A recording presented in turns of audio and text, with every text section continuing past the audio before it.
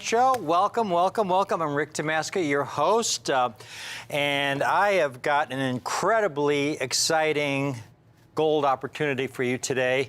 That's the good news. The bad news is I have real limited quantities of this coin. They're in mint state condition, folks, and they're Smithsonian quality. These coins are equal or superior to the example in the Smithsonian. Now, the Smithsonian has the finest collection of United States coins in the world. In fact, they own what is considered the single most valuable coin in all of U.S. numismatics. It's the first double eagle ever struck. This is the only surviving example. It's in the Smithsonian. It's 1849. This is the first time they ever struck a double eagle. Up to that point, the largest gold coin was a $10 gold piece that they called the Eagle. The Eagle was just about a half an ounce of gold. It was then that they discovered gold in California in 1848. So now our country had this abundance of gold, and they were able to strike an even larger gold coin, which was of incredible help to the banking system because it allowed the banks to make those larger transactions that much easier if they had double eagles to work with instead of eagles. So the Mint began striking the double eagle, and they had a couple of these that they struck in 1849. It was called the double eagle because it was twice the size of the eagle with about an ounce of gold. They're large, heavy coins. A double eagle, folks, I have a couple right here. Well, they're a little bit smaller in diameter than a Morgan dollar. A Morgan dollar is a very large silver coin. They're a little bit smaller in diameter than a Morgan dollar. They're about 25 to 30% heavier than a Morgan dollar. Because again, this is about a full ounce, close to a full ounce of gold in a double eagle. The examples I have today, folks, are from the 19th century, and I have them in MS-62 and MS-63 condition. We have a limited quantity of these. I've got, I think, 15 of each on display right now. The total we have is around 70 coins. The Smithsonian example is an MS-62. Take a look at these, MS-62 and an MS-63. For comparison, I also have an MS-60 that we can show the viewers so they can see the difference. Now, when we're talking about MS-60, 62, 63, if you're new to United States coin collecting, those numbers are meaningless. So let me explain in about 30 seconds what that all means. Coins are graded on a 70-point grading system. It's called the Sheldon grading system. From a low of 1, which is a heavily worn coin where you can barely read the date, to a high of 70, which represents perfection. There are no gold double eagles in MS-70 or MS-69 or even MS-68. MS-60 is the lowest mint state grade. It represents a coin that has never been in circulation. Anything below an MS-60 is a coin that's been in circulation. MS-60 is a coin that's never been in circulation, but it has an abundance of bag marks and abrasions because of the process of minting the coins. These coins were struck for commerce, folks. You have to understand that they were struck, ejected from the coin press into a bin where they abraded with other coins. Again, these are really heavy coins. Gold is a very soft metal.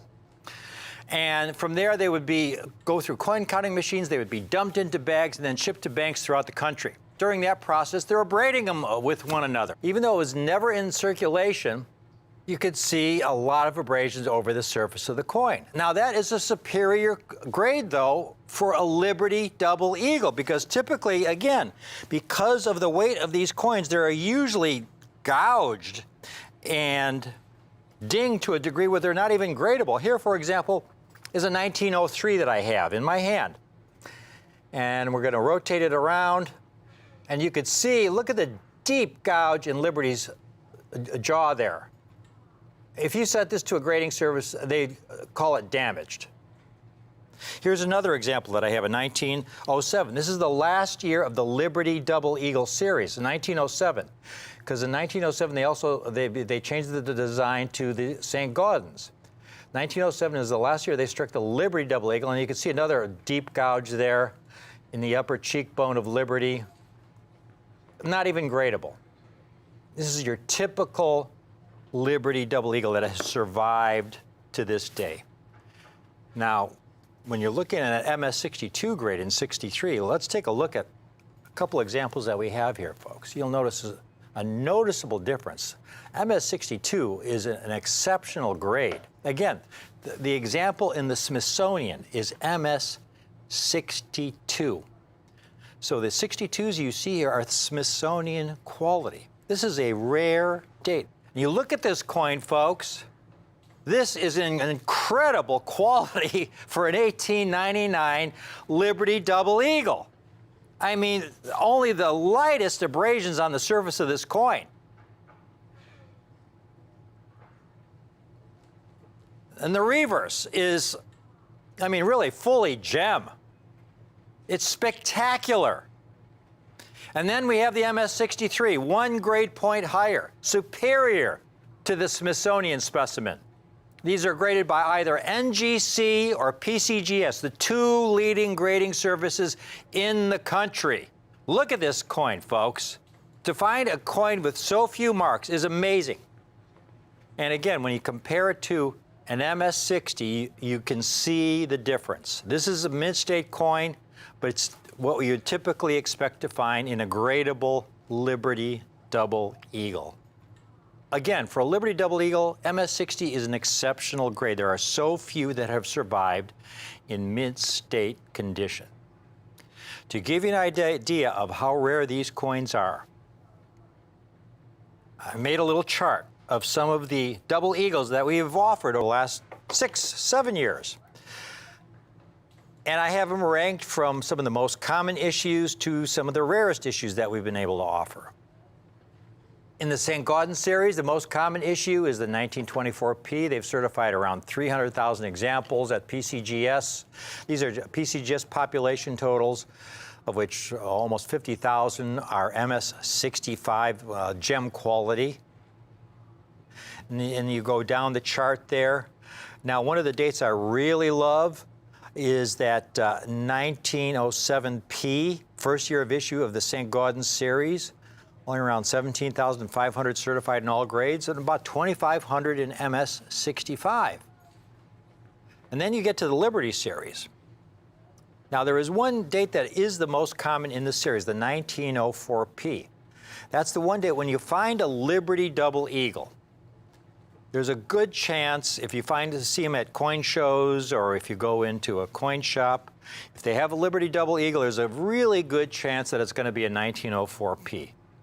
And you could see there, the total certified, right, just by PCGS alone, almost 200,000 coins, of which 5,600 are MS65s, which is a very, very high grade for a Liberty Double Eagle. And then you have the second most common date, the 1900P. It's almost 4 times rare. But then look at the 1899Ps. Only 19,000 coins. This is a key date, folks. It is so exciting. These coins that you're looking at, they really should not exist. Let me repeat that. These 1899Ps in MS62 and MS63 really should not exist. The only reason we have them is because they've been stored in a bank in Europe since the early 1930s. Now you might ask, well, what the heck were they doing in a bank in Europe since the early 1930s? The story really begins with the Great Depression.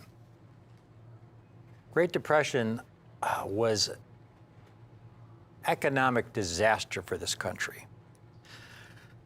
We had unemployment around 25, 30%, and this was going on for years. So the Great Depression started in the late 20s, and it continued on for years, folks. In 1933, it was estimated that there were approximately 4,000 bank failures. Think about that, 4,000 bank failures in 1933 alone. This is in 1933. This is like, 90 years ago. So imagine all these citizens with their life savings in the bank, their nest egg that they had accumulated over 20, 30 years. That was going to be for their retirement. And they go to the bank the next day, and the bank's closed, shuttered closed. They had failed. You were wiped out. And this was hitting millions of Americans. Well, there was panic among all the citizenry because for all those citizens who had money in banks that had not failed, they had to wonder if their bank was going to be next. So what they began to do is to pull their money out of the banks, because who knows what this paper money could be worth, in in a year or 2 or 5 years. Again, this is joining us here on Rare Collectibles TV.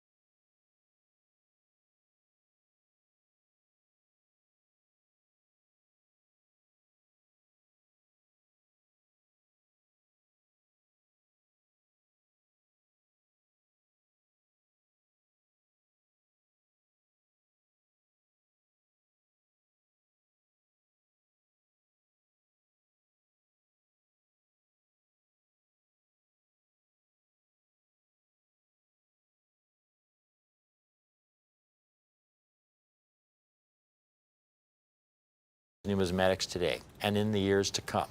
All you have to do is look at all the record auction prices over the last couple of years, folks. The demand is through the roof because these series offer so much for the collector of today in terms of the eye appeal you get, incredible eye appeal, the incredible quality, the rarity when you can find these coins in the condition you see them in today, and at the price I'm able to offer them at. I mean, it's a win-win for everyone. This is what collecting is all about, getting all these beautiful assets in a coin for so few of your numismatic dollars. Okay? I've done the best I can pricing this set for you. We put a lot of work on it. The 6/9 sets for $27.69 a coin. Again, these coins are all curated and conserved. The Proof 70 sets for less than $100 a coin. Same kind of curation. The coins are absolutely pristine. You know, it's the same philosophy I had when I came out with my first book. When I wrote this book, I didn't write it with the idea of making any money on it. I wrote it because I knew it would be great for collectors. And these sets I offer today are great for the collector of today. You're getting so much numismatic bang for your buck. This is something you can put away today, hand it down to your kids, your grandkids. This is a great set that will be great to you and for your future. Thank you for watching this presentation. Please stay tuned, though. We've got another great presentation coming right up.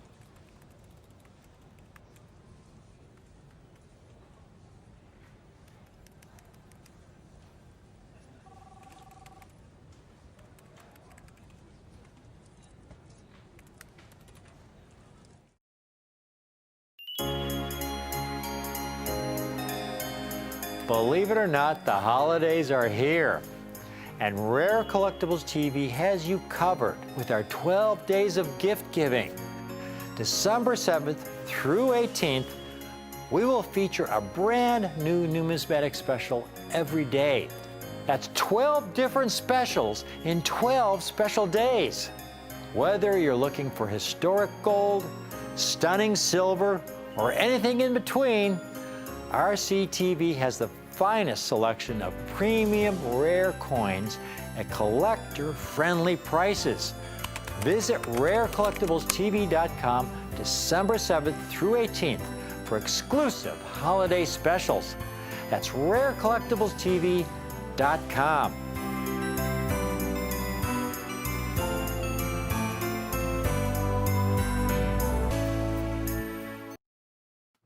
Welcome to Rick's U.S. Coin Show. Folks, this is a great time to be a collector. I have for you today the most extraordinary set of one of the most popular series in U.S. coinage today. And it really all began, I believe, with my very first book that came out late 1991 called Cameo and Brilliant Proof Coinage of the 1950 to 1970 era, where I didn't just talk about proof coins, but I talked about cameo proof coins. Now, in this earlier era, a cameo proof coin had to be one of the very first strikes off a new proof die. If the die wasn't brand new and if it had been struck several hundred coins, it wouldn't be striking cameos. The frosted cameo portrait on these delicate proof dies would wear away very quickly. And so I had an illustration here, for example. On the very first page of my picture section in the book, I show two 1961 Franklins. One is a cameo that was among the very first strikes off of a new proof die. And the second coin was a later strike off of a proof die. Now, they could both be very high grade. They could both, for example, be proof 68 in terms of their surface imperfections, or even proof 69. But the main difference is that in addition to the proof grade, one was an early strike that had this beautiful cameo contrast, and one was a later strike that didn't have the contrast. So I started specializing in these cameo proof coins in the early 1980s, and there was a huge following among collectors. I mean, collectors love the coins for obvious reasons. The things that always attract most collectors. You want a coin with exceptional eye appeal for its date, exceptional quality for its date. You want rarity as well, because if everybody on the block can own one, it takes a little bit of the thrill out. So you want something that's rare that not everybody can get their hands on, that's really unique. And you want it to be affordable at the same time. I mean, it's great to have a coin with tremendous eye appeal, tremendous quality, and tremendous rarity. But if you have to pay $20,000 or $30,000 or $40,000 for it, or even $5,000 for it, it can take a lot of the fun out. You know, there are some really rare coins which for $5,000, $10,000, $20,000 are great coins that we'd love to own, but not everyone can afford coins in that price range. But here we had some coins that, because it was a new area of collector interest, very few dealers were very knowledgeable about cameo-proof coins. They didn't know how rare they were. I spent many years researching this book, so I had a date-by-date analysis giving estimates of the rarity of each of these dates in cameo and ultra cameo condition. And this was an opportunity for a collector of today to get a spectacular set of these cameo Franklins or Kennedy half dollars or Washington quarters, Roosevelt dimes, Lincoln cents, Jefferson nickels, coins with exceptional eye appeal, exceptional quality, a high degree of rarity to get it at a great price. Now, some amazing records have been set of late in both series. And in the Franklin series, last year, you know, I had a picture on the cover on my first book here, this 1951. Beautiful cameo. When this book came out, folks, this is about a $1,500 coin. Beautiful cameo 1951, exceptional. It was about a $1,500 coin. There was one that recently, well, sold last year for over $80,000. I have another picture here on the cover of this book, 1958 Franklin. Back then, it was about a $1,000 coin. Beautiful, beautiful deep cameo Franklin. Last year, one in Proof 68 Plus deep cameo sold for almost $33,000. And now, more recently, a Mint State Franklin, the first Franklin ever to break the six-figure barrier, the $100,000 barrier in an auction. A Mint State 1958P MS67 Plus full bell line sold for $129,500, folks. So this is something I've been predicting for decades. Now at the bottom there it says price realized $110,000, but that doesn't add in the auction house fee. When you add in the auction house fee, the buyer paid $129,500 for the coin. Again, this is something I was predicting decades ago, that there would come a time when you'd see Franklin selling for six figures. And the same thing for the Kennedy half dollar series as well, its sister series. And just recently, it's the first Kennedy half dollar that broke six figures in auction, and it made headlines everywhere. This is just recent, folks. 1964 Kennedy brings $108,000 in auction. $108,000, breaking world record. Today, I've got a set of Kennedy half dollars for you. This is a beautiful, perfect time to begin collecting this set. I'm working on my next book, which will focus very heavily on these coins, folks. This is a series, when you talk about the Franklin and Kennedy half dollars, especially in proof, there is so much beauty, eye appeal, quality, rarity, and you can get so much for so relatively few of your numismatic dollars with the sets I have for you today.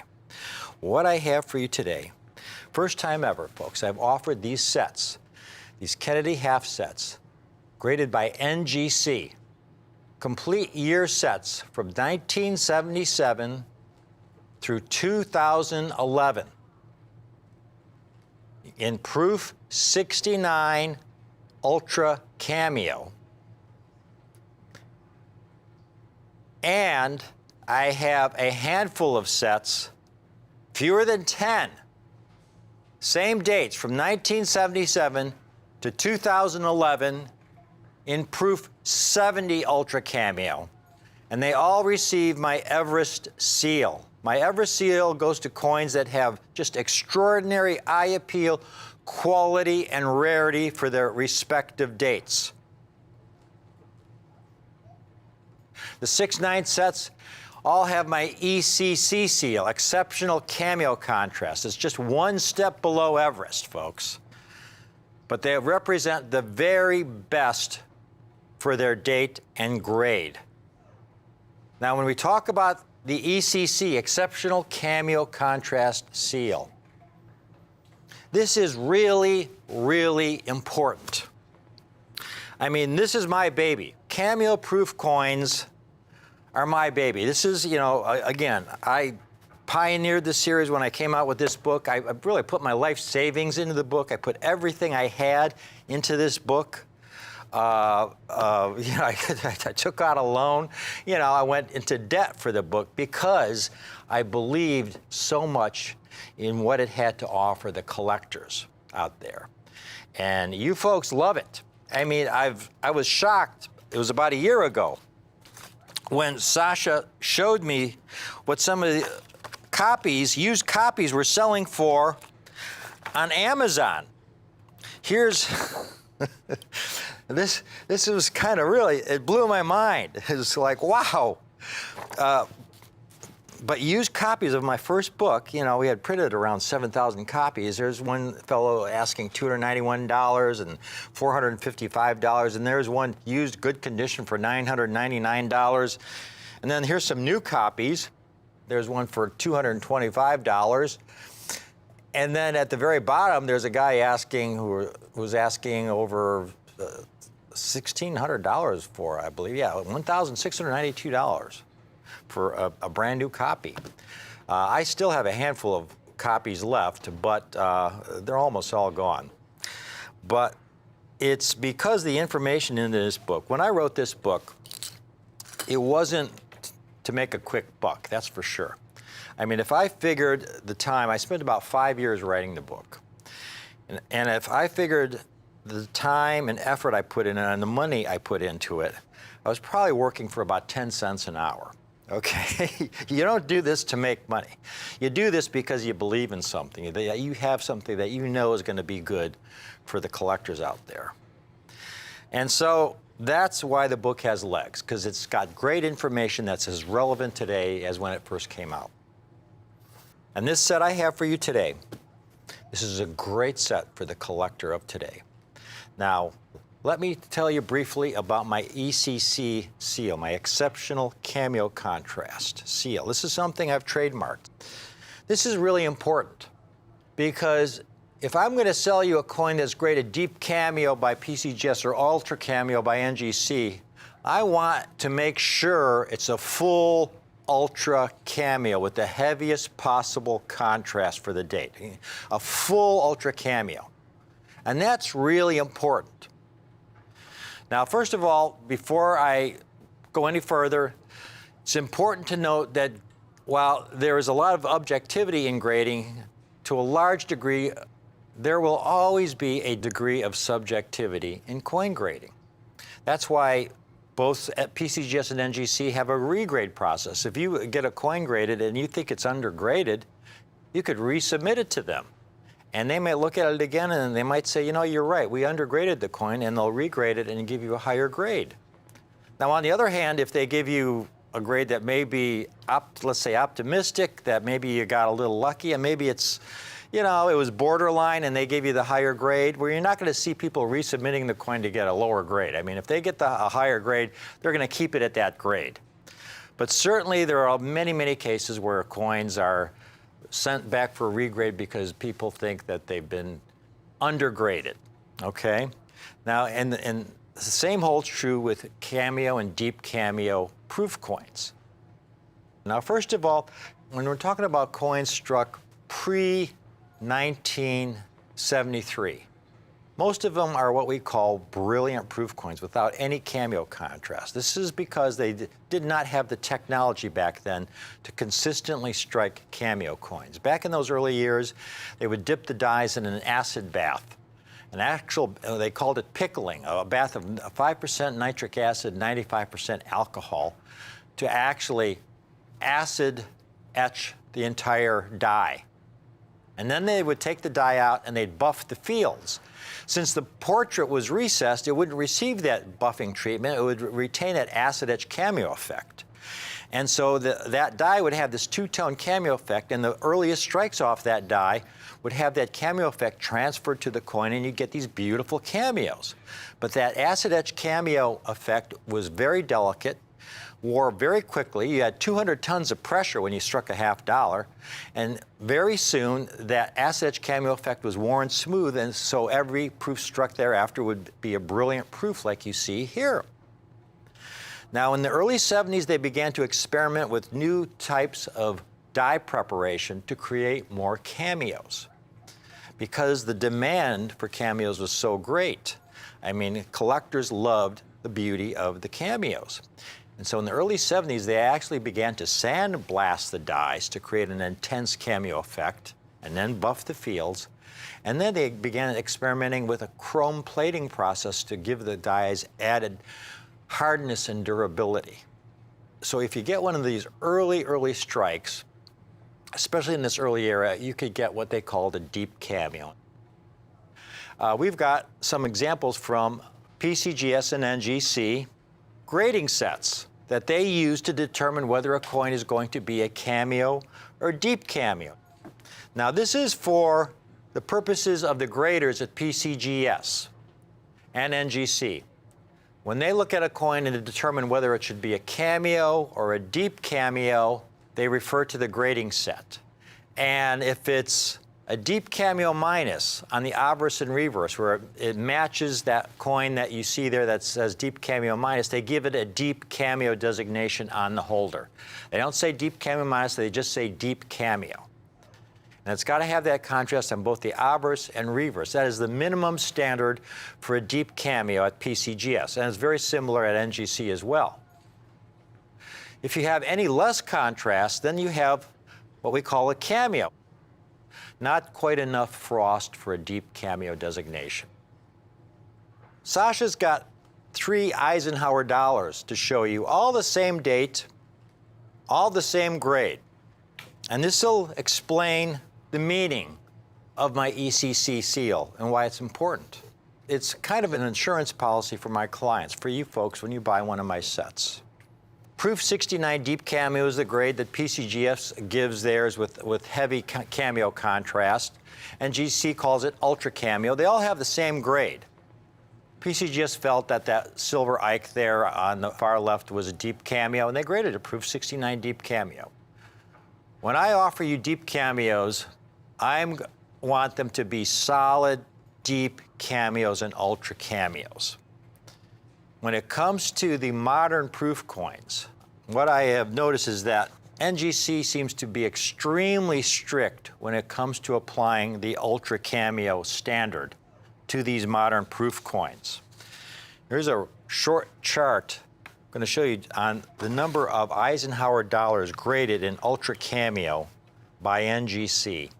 Now my ECC seal, whether it's PCGS or NGC, you know you're getting a great coin. Now these Kennedy sets I have for you today, they're all magnificent Proof 69 high-end ultra cameo coins. And putting together a set like this in an NGC holder is really challenging. I want you to take a look at the populations of these coins. I start with the year 1973. This set starts at 1977. Because you can see in those earliest years, there's only a handful graded by NGC. 1977, only 940 by NGC. You go down the page, in some cases only 1,000 examples graded by NGC. As the quality of the coins being struck at the mint really began to improve. So you see NGC grading a higher percentage of the coins 6.9 Ultra Cameo. Now where this set really becomes extraordinary is in the 70 grades. I have a limited number of these sets in Proof 70 condition. This is really striking. 1973S. NGC hasn't graded any. They've only graded one example of the 74, one of the 76, and only 86 of the 77. Now, folks, you take a look at what some of these early Kennedys have sold for in Proof 70 Deep Cameo graded by PCGS. Here's a 73S that sold for almost $5,000. This was in an auction several years ago. Here's a 76S that sold for over $5,000. 3,700. Here's an 88S.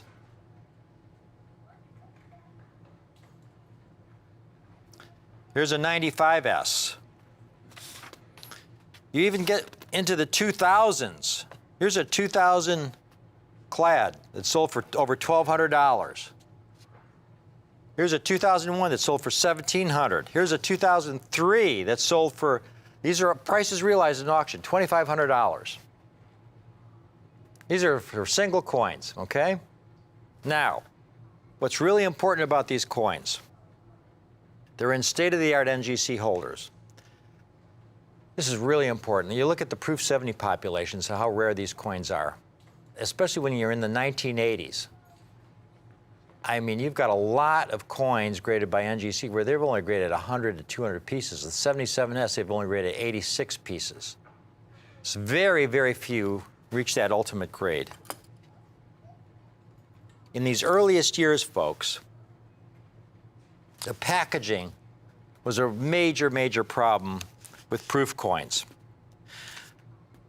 Here's your typical 1985 proof set.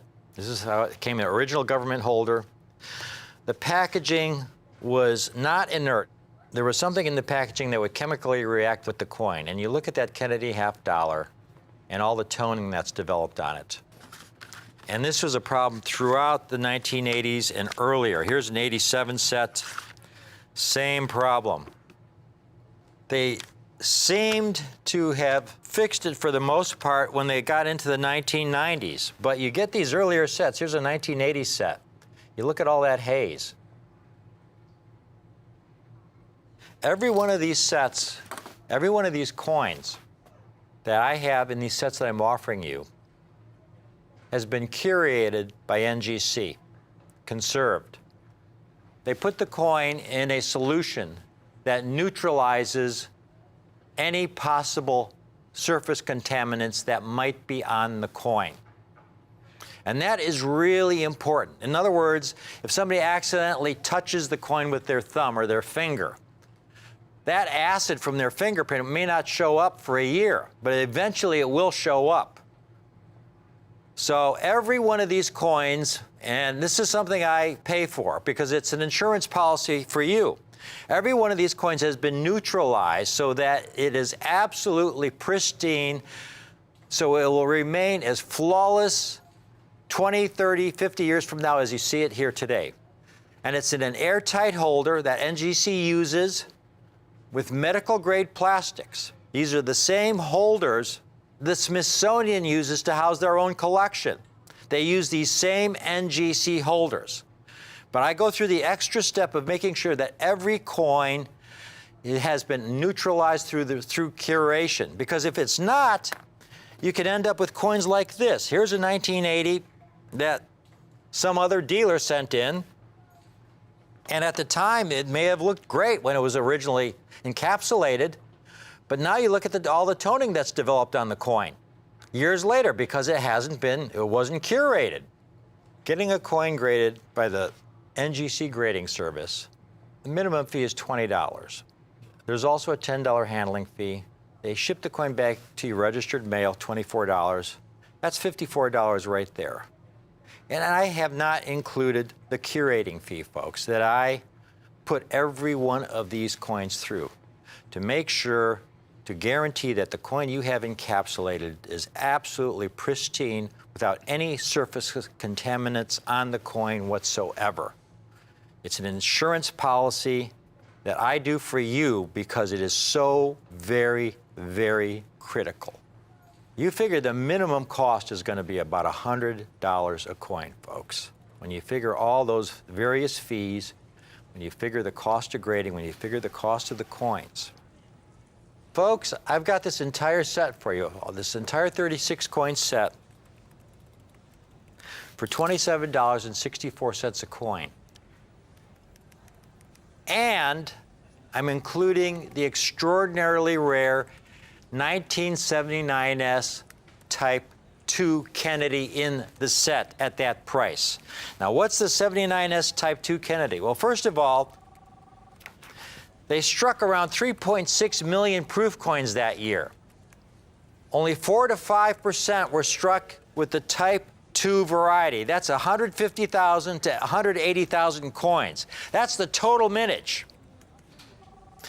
So it's a very rare coin in any condition.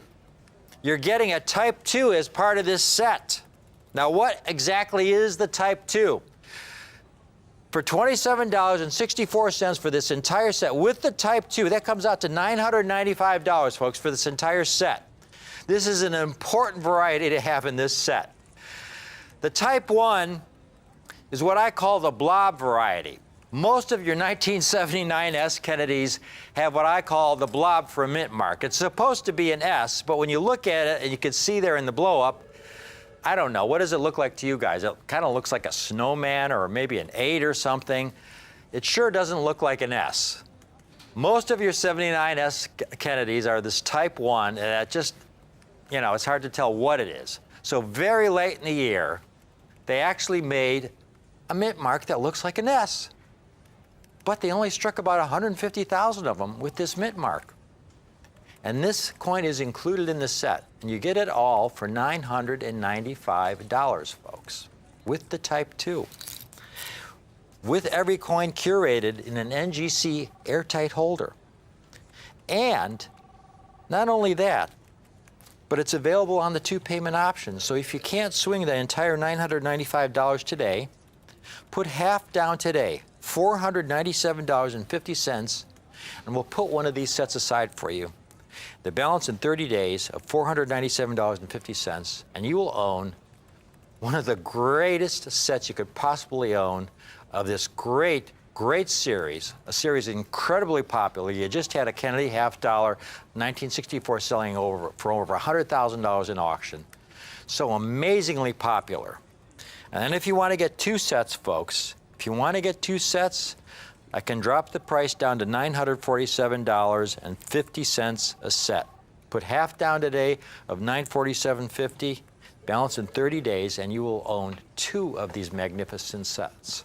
We've got a lot of people calling in, and I haven't even gotten to the Proof 70 set. I forgot to mention also, when you get one of these sets, for every set, you'll get a copy, softcover edition, softcover of my guidebook of Franklin and Kennedy half dollars, 3rd edition, with the purchase of a set in Proof 69 Ultra Cameo. Now, my Ultimate Everest set. I have fewer than 10 sets, all the same coins. Everyone hand-selected, everyone curated by NGC, and it includes a 79S Type 2. So this coin will be as pristine, haze-free, and spot-free decades from now as it is today. Look at this piece. This 79S Type 2, only 327 graded by NGC. You look at the populations of these coins by NGC, folks, in Proof 70 Ultra Cameo. They're shockingly low, especially when you compare them to NGC. The 77S, starting with that coin, there's only 86 examples graded. We've got, the set starts with the 77S. You've got several dates here where only 100 to 200 coins have been graded in Proof 70. You'll see dealers offering these individual coins. Here's a 79S Type 2 for $950, Sasha? This is a dealer, that's a dealer with almost 100% positive feedback. Another dealer with almost 100% positive feedback. He wants over $1,200 for his. Here's a 77S, first year of issue, $950. Here's an 82S, They're all tough, especially in the 1980s, folks, especially in the 70s and 80s. They are so difficult because of the poor packaging. Here's an 83S, over $800. Here's a top-rated seller on eBay, over 3,000 happy customers, 100% positive feedback, 86S, $549. 78S, second year of the series, $800. Folks, this is the perfect time to acquire one of these sets. Call in now. Again, the grading fees alone, the conservation fees, the curating fees to be holdered in the state-of-the-art holder, folks. At $300 a coin, this would be about a $10,000 set. At $200 a coin, it would be about a $7,000 set. I've got the entire set for $97 a coin, and it includes the 79S Type 2. You heard me correctly. $97 a coin. Okay, I put everything on the table here. There are no middlemen. We've done all the work to select these coins for you to be able to offer them at this kind of price. The entire set, 36 coins total, $3,495. And you know, $3,495 for a 36 coin set is a true deal of a lifetime to get this most popular set in this incredibly popular series in the finest possible condition, graded by NGC with these ultra low populations because of their ultra strict grading standards. We're making it available on the 4-payment option, which means all you have to do is put down $873.75 today, and we will hold one of these sets for you. Again, I have fewer than 10 sets in Proof 70 Ultra Cameo. There are just some dates. Well, again, Sasha, if you could show them the population tables once again that are just so difficult to get. I have fewer than 10 sets available. So if you just put down $873.75 today, 25% down, we'll hold one of these sets for you. There you see the first page there, how much rarer these NGC coins are in 70. You make the second payment, folks, in 30 days of the same amount, $873.75. 60 days, you make your third payment. And finally, in 90 days, you make your final payment, $873.75. It's those years from 1977 through the late 90s. Those are the key years that are included in this set, folks. And every coin in this set includes the 79S Type 2. Every coin is only $97 a coin. Call in now, get one of these while you can. We have these sets again. We have the ECC sets in 6.9 Ultra Cameo for only $995. We've got a lot of people calling in. This is a limited time offer right now. Again, I have so few of these sets in 70. The 6.9 sets are difficult to put together. The 70 sets, again, this is the first time I've offered these in NGC because of their extremely strict standards. Very few grade this high at NGC. I've had every coin curated and conserved at NGC to make sure that every coin's surface is neutralized, that there's no impurities on the coin that might otherwise tone the coin at a later date, and that is so important. Here's a couple other coins to show you. Here's, for example, here's an NGC coin that some other dealer had submitted that was not curated. You can see all kinds of toning that's developed around the rim and haze and spotting because it wasn't curated. And with this set, folks, our final shot will be of that 79S Type 2. Beautiful 79S Type 2. Proof 70 Ultra Cameo. When you get one of these sets in Proof 70 Ultra Cameo, you'll also get one of my few remaining limited edition hardcover copies, the library edition of the Franklin and Kennedy half-dollar book, hand-signed and numbered by yours truly, with one of these sets in Proof 70 Ultra Cameo.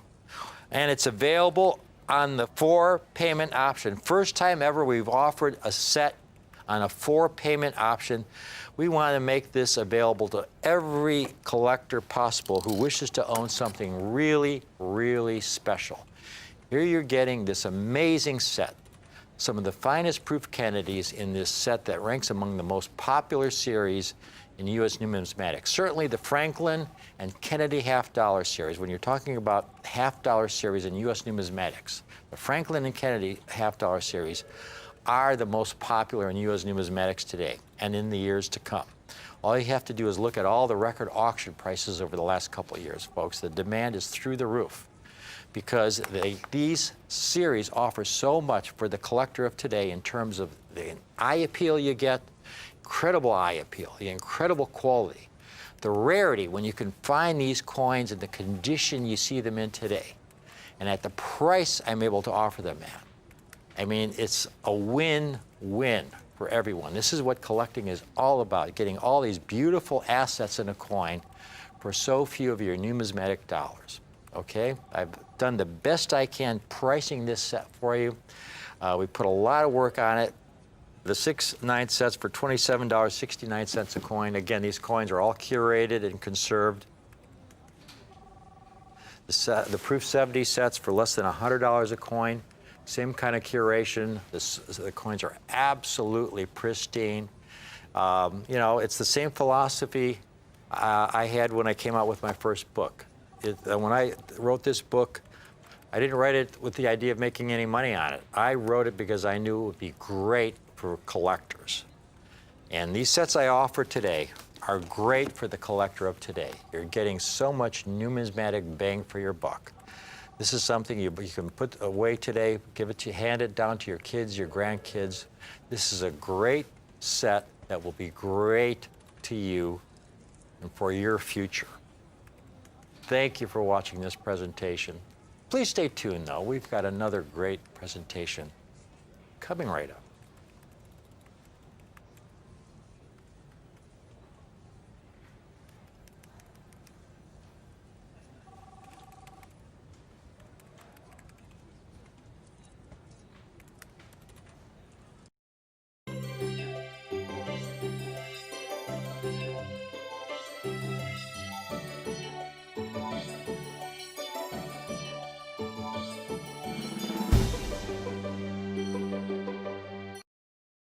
Miles, do you know what I was so thrilled about back in 1992? After all these years when you're buying proof coins from 1971 for decades, all the coins were clad. They had taken all the silver out. Right. Remember that? It felt like such a loss. And then in 1992, the Mint decided to reinstitute the 90% silver half-dollar, quarter, and dime in their proof sets. Exactly. And superb quality. The very first sets, it was such an obvious difference because that Snow White cameo and that silver was so different and beautiful compared to the clad, which was it just shows up snowy white compared to more of a darker gray satiny look, and not as precise and not as stark. No, definitely not. And the coins were struck in limited quantity, folks. Take a look here. What we have today are the silver proof Kennedys from the statehood quarter era. In other words, the silver proof Kennedy struck from 1999, which was the first year of the statehood quarter series, to 2008, which was the last year of the statehood quarter series. So you have 10 years of silver state proof sets. That's right. Then you have the silver Kennedys, and these are each individual coin that came from each individual year of the state quarter program from 1999 to 2008.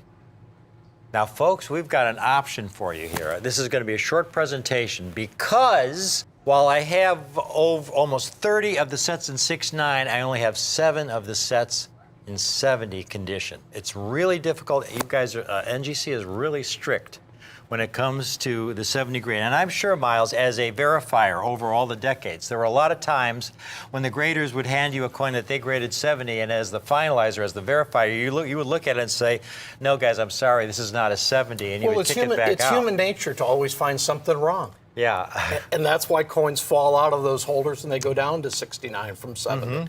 So, you know what? We try to have the quality be consistent and precise, and keep the coins beautiful for collectors to like. Exactly, yeah. Folks, these are incredibly elusive.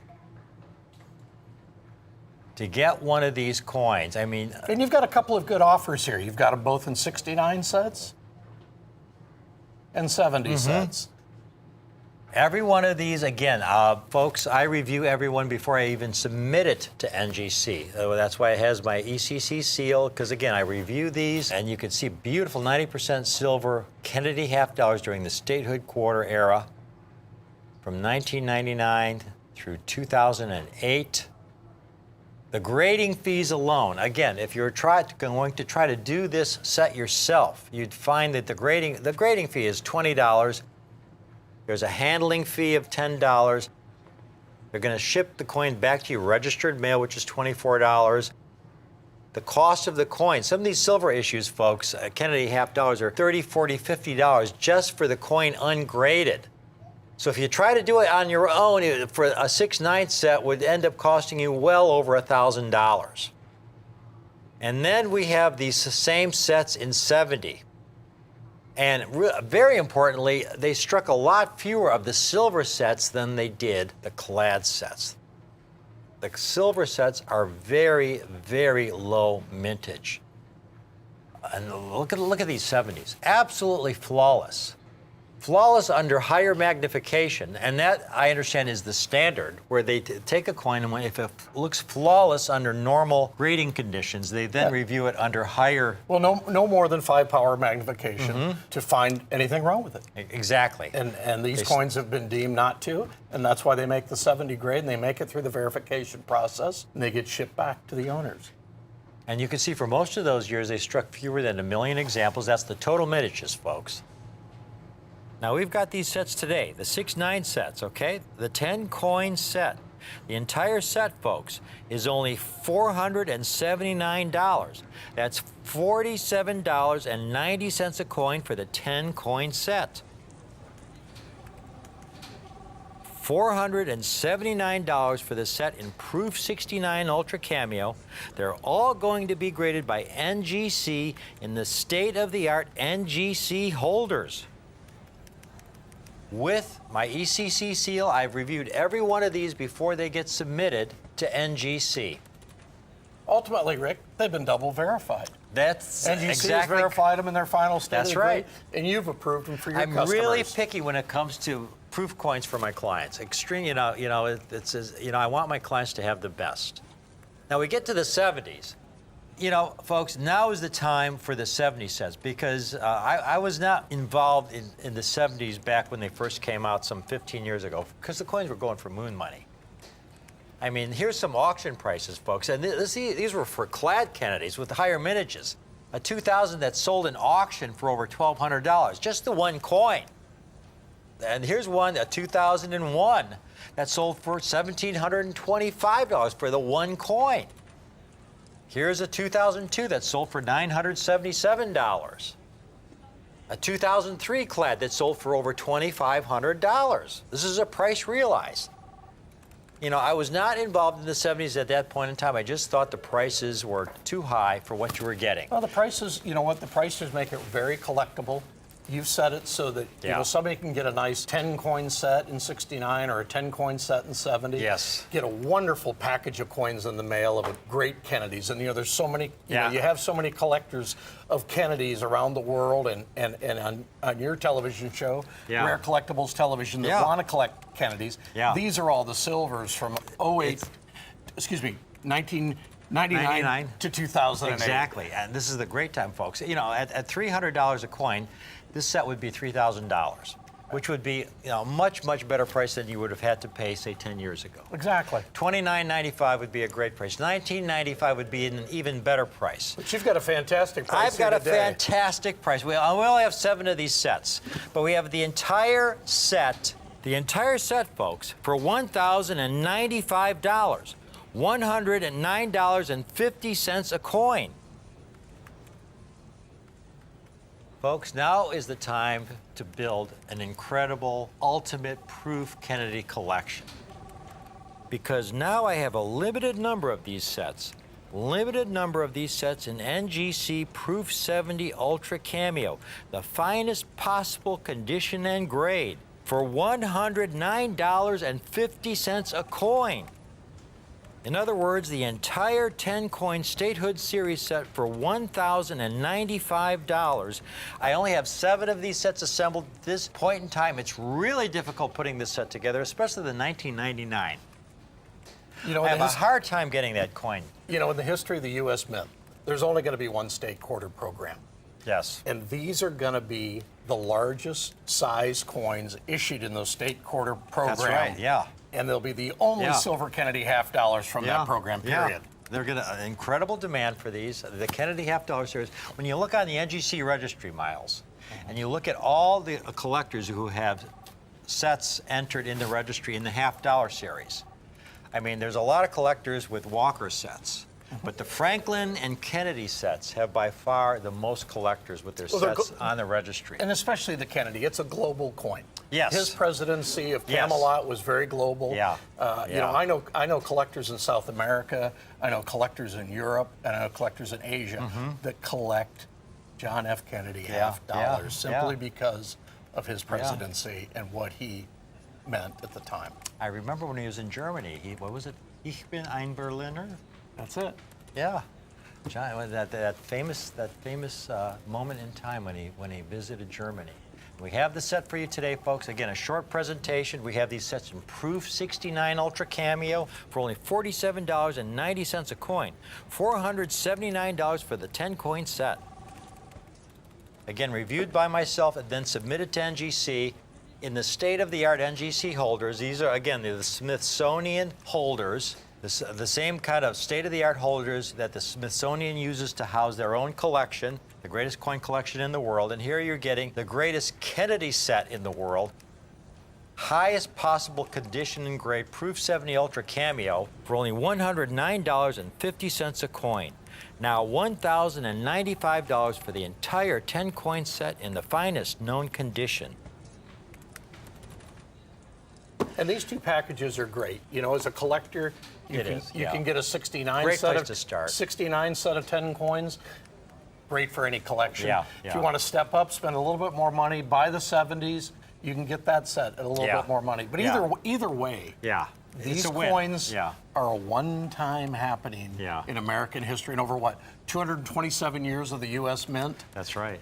That these coins were made, period. That's it. They're not going to happen again. There's not going to be another state quarter program again. That's exactly right. Because people talk about investing in bullion, for example. Right. And the point I always try to make is that, you know, gold and silver, there's always gold and silver reserves out there. There's a lot of mines, though, that aren't operating right now that are closed because of the low price of silver. Right. But as soon as silver spikes, it becomes worthwhile to reopen those mines, and all of a sudden there's this greater supply of silver that comes onto the market. That doesn't happen with these. What struck is all there is. No, that's it. That's it. Like I said, in 227 years in the history of the Mint, there's only been one state quarter program, like I said. These are the only Kennedys, one of the most popular presidents in American history on a coin, one of the most heavily collected amongst beginning collectors, when I say novice collectors or advanced collectors. The global thirst for Kennedy and his coinage will always remain popular. Folks, get them now. 10 coin statehood series set, Kennedy half dollars, 1999 to 2008. The silver issues, not the clad, the lower vintage silver issues, 69 Ultra Cameo, only $479. But then the ultimate set, the same years for only $1,095. We've got a lot of people calling in. Got to cut it right here because, again, I only had a limited number of these sets in 70 from Miles and I. Miles, thank you so much. This has been a thrill to be able to do this presentation with you. Thanks for watching, folks, but please stay tuned. We do have another great United States coin presentation coming right up.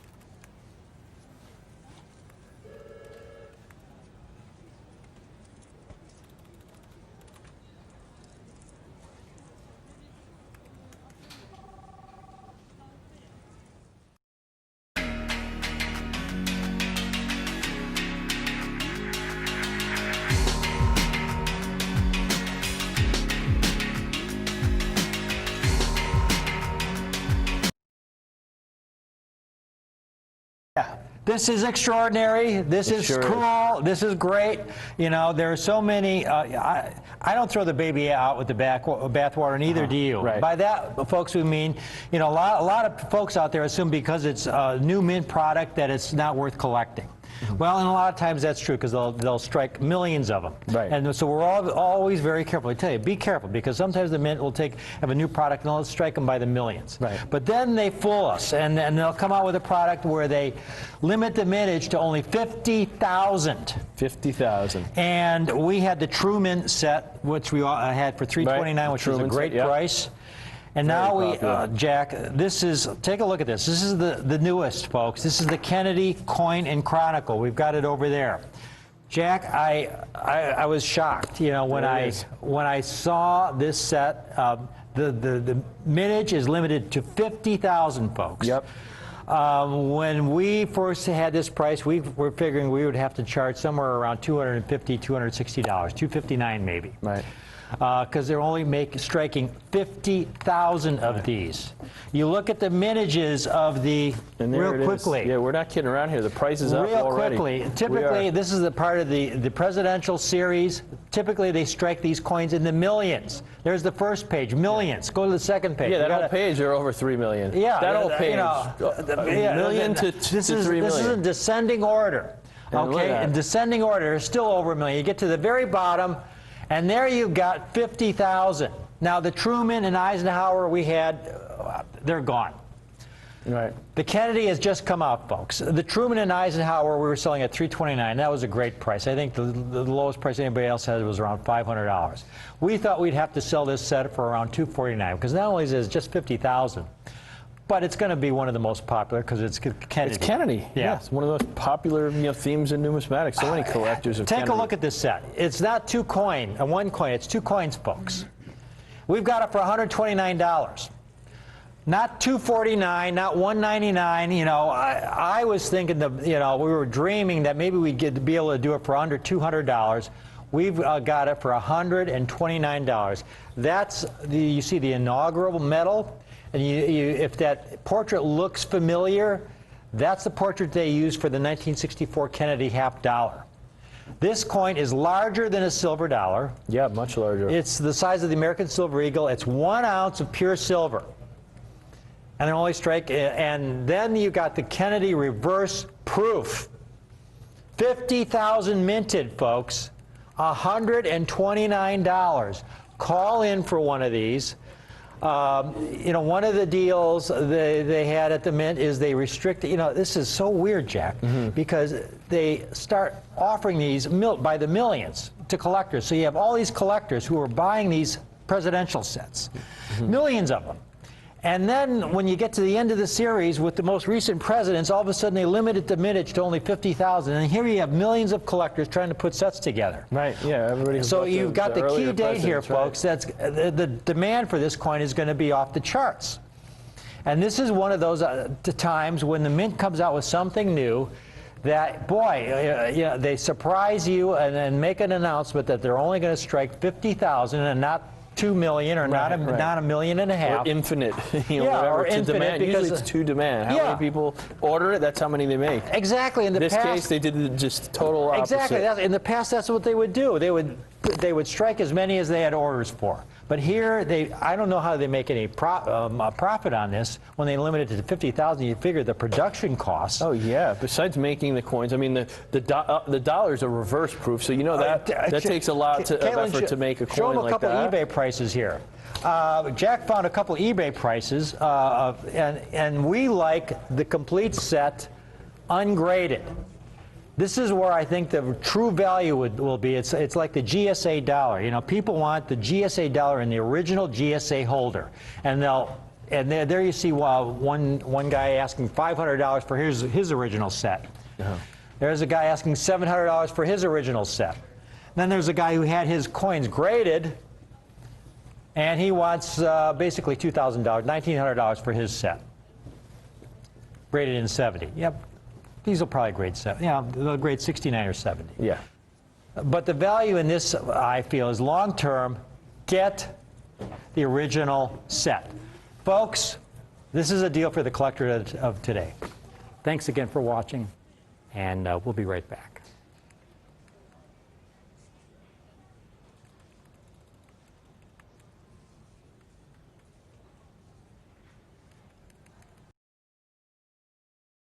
Here, and Rare Collectibles TV has you covered with our 12 days of gift giving.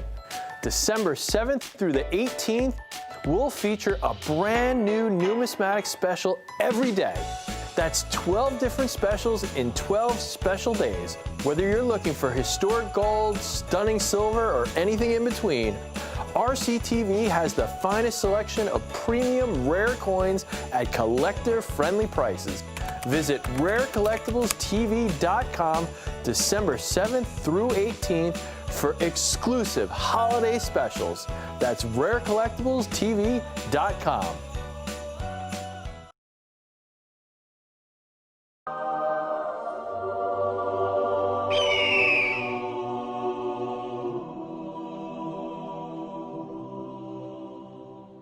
I love proof walking Liberty half dollars when you can find them in exceptional, deeply mirrored gem condition. And that is the key, folks. Now, the proof walking Liberty half dollars were only struck from 1936 to 1942, so it's a very short series when you consider that the first Mint State walkers were struck in 1916 during the Renaissance era. But they didn't begin striking proofs until 1936. And they stopped in 1942 because of World War II. So it's a short series. So it's not long enough, really, for anybody to write a book about them. I've always loved the coins, and I've handled them and bought and sold some of the finest proof walkers.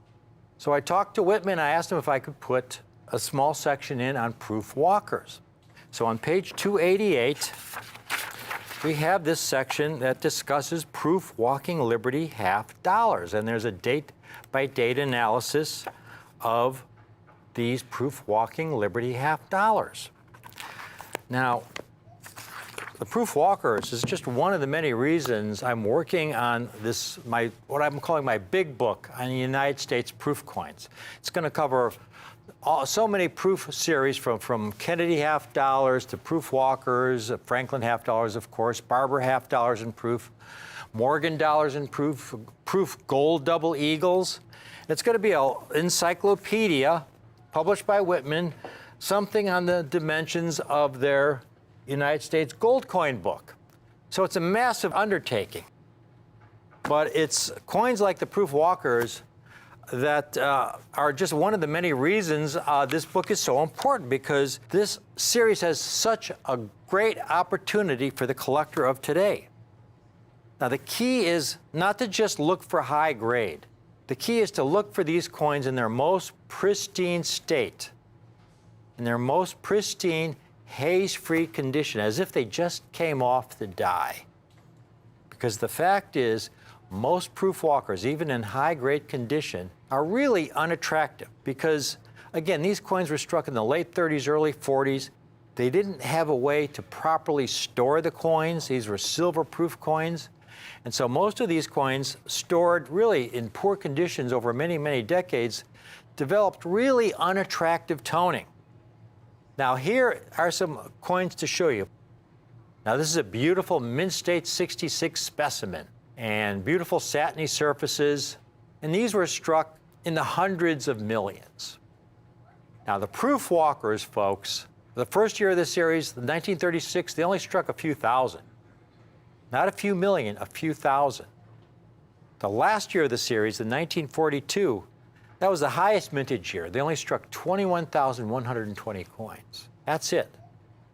Problem, as I said, with these proof walkers, you have these low mintages. Here's one in proof 67. This is the typical problem you see with proof walkers, even though it's a proof 67. You look at the surfaces, and you know how cloudy the surfaces of the coin are from poor storage conditions. Even though it's a proof 67, because technically it's virtually flawless, but you have this unattractive toning. Now, I've got two examples in proof 66 to show you. So you'll see the difference between the typical unattractive toned proof walker and a beautiful, original, deeply mirrored proof walker, both in proof 66, folks, the same year. Here's one again, like that 1940 you saw in proof 67. Here's a 1942, proof 66.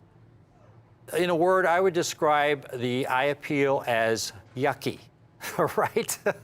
It's really just yucky. That stuff doesn't come off, folks. It's baked into the coin. These are the walkers I'm looking for. Deeply mirrored, as if it were struck yesterday, even though it was struck over 70 years ago. Deeply mirrored fields. It even has some light frost on the portrait. And walkers don't really come in full cameo condition. They didn't use the same technologies back then to make proof walkers. Yet this early strike actually has some lovely cameo contrast and deeply mirrored fields. And you see this walker has my proprietary Renaissance era core label on the holder. This means the coin has been reviewed by me, and only those proof walkers with that original as-struck look go into my Renaissance era holder. Now I have a handful of phenomenal proof walkers for you today. First examples I'd like you to see are some 1942s, the last date of the series. I have a handful of examples in proof 67, and even a few in proof 68. You take a look at these pieces, folks. Here's a 1942. I've seen some dealers asking as much as $3,000 for proof 67s. But then again, I've seen some dealers offering them for under $1,000. But again, they're unattractive specimens. This is a Renaissance era proof walker. Look at this piece. You just don't find them like this, folks. These 1942s, extremely rare in this condition. I'm going to show you the pops that I have to date on these coins in 1 minute. And here's a proof 68, deeply mirrored, as pristine and haze-free as the day it was struck. Those proof 67s, folks, the few that I have, and I've only certified 7 to date for the Renaissance era holders, are $1,995 a coin. Now, the 67s are available on the 2 payment option, so if you can't swing the entire $1,995 today, put half down of $997.50, and I'll put one of these 42s aside for you. They're extremely rare in this condition with this original deeply mirrored condition. I mean, to survive in this condition, hairline free, okay, they needed the most ideal storage conditions over many, many decades. And the proof 68s are $4,795 a coin. This is the highest grade I've handled in this pristine condition, folks. And we'll set one aside for you. If you want to put just partial payment down of $2,397.50, I'll hold one of these 1942s aside for you in proof 68 condition. Now, real briefly, here's the one chart you're going to see where I've got the 1942, the 1940, and the 1938 proof walkers. These are the 3 dates I'm offering today, folks. You can see the total number certified by NGC in 65, 66, 67, 68, and even 69 for the 42. But again, those 69s, I've been offered a few, but all were really, in my opinion, unattractive. And most importantly, when you look at the mintages, 42 has the highest mintage of 21,120 examples. But again, how few are Renaissance quality to date? I've only certified 7 in 6.7 and 5 examples in proof 68. Now, I also have 2 other examples. They're highest grade. The 1940 that you see on the chart there, total mintage, folks, of the 1940 is 11,279 coins. NGC has certified a grand total of 61 examples in proof 68, none higher. And I need to emphasize, like that 1940 you saw in proof 67, most of them are really unattractive specimens. I've only certified 4 examples to date in a Renaissance holder. That's it, 4 coins. And the last date I have is the 1938, third year of the series. The total mintage, as you can see on that chart, 8,152 coins, folks. Folks, we're talking about incredible, absolute rarity for any of these dates. They're rare in any condition. When you think about a coin like the 1893 S Morgan dollar, where they had a mintage of about 100,000 coins. You go on the internet, you could buy one heavily worn in good condition for $7,000 to $8,000. And they're a lot easier to find than one of these walkers. The 38 at total mintage, highest grade is proof 68, only 54 certified. I've only handled 3 examples that were Renaissance era quality. In other words, they were haze-free specimens with beautiful eye appeal, just as they came off the die. No haze, no spotting, not heavily hairlined. Now take a look at the 1940, folks. This is as good as it gets. Again, these walkers do not come in cameo condition for 1940. This is a beautiful, deeply mirrored, haze-free specimen. A coin this rare, highest grade, it's only $5,895. It's available on the 3-payment option. Just put $1,965 down today. $5,895 for this stunning Proof 68. And finally, the last coin, the 1938. I have actually 2 examples. I have 2 examples of the 1940 and 2 examples of the 1938. I think this is a bargain, folks. It's an absolute bargain. The coin is $13,500. This stunning Proof 68 condition. You could look around for years and not find another 1938 that equals this coin in quality. Look at this beautiful early strike. It actually has some frosted portrait. Liberty is fully frosted. The eagle is frosted. Something you rarely see on a walker, deeply mirrored. It's only $13,500. If you can't pay the entire amount today, put 25% down of $3,375, and we will hold one of these 1938s for you. Again, I only have 2 specimens in this kind of exceptional Proof 68 condition. Folks, it's a short presentation. If you've just tuned in, what I have today are the finest proof walkers you'll ever see in high-grade condition. Again, most of these proof walkers you see on the market, they can be very high grade, but the great majority, I would say about 95%, are really unattractive coins. And again, Sasha, one last time, let's show them that 1940.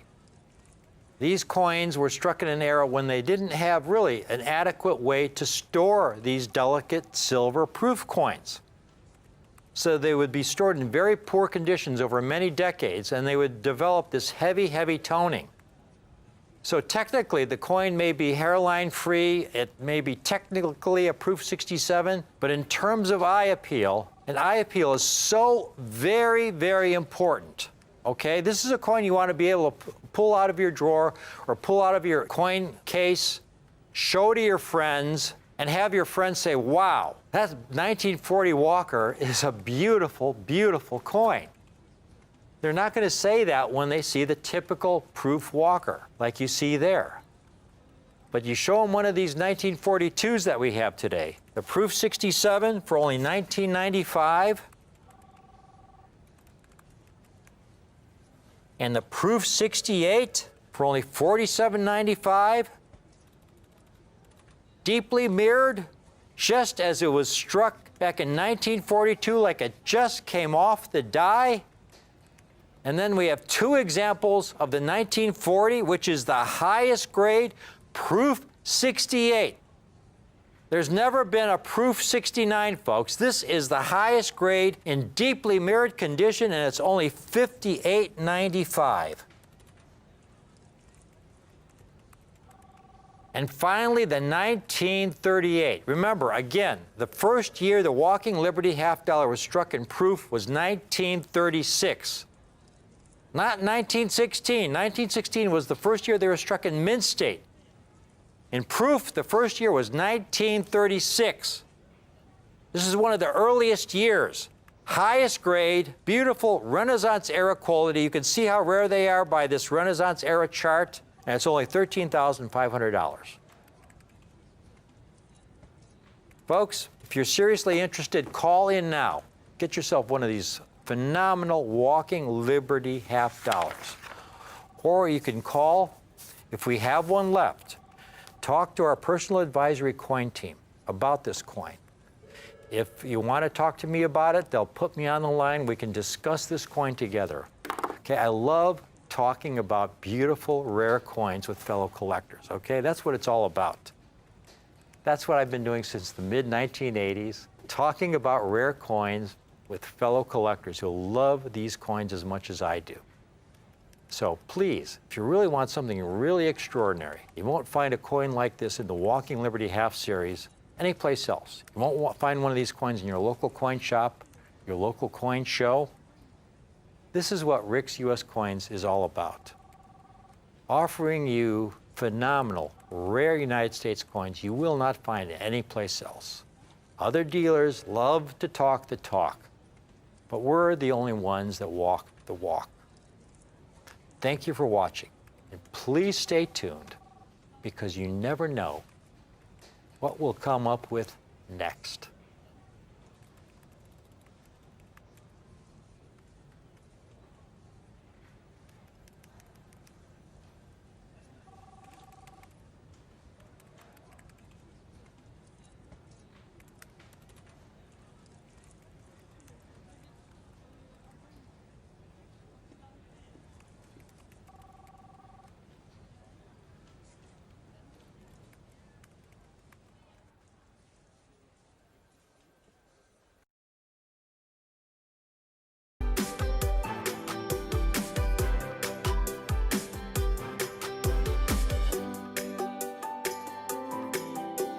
You're watching Rick's U.S. Coin Show on Rare Collectibles TV.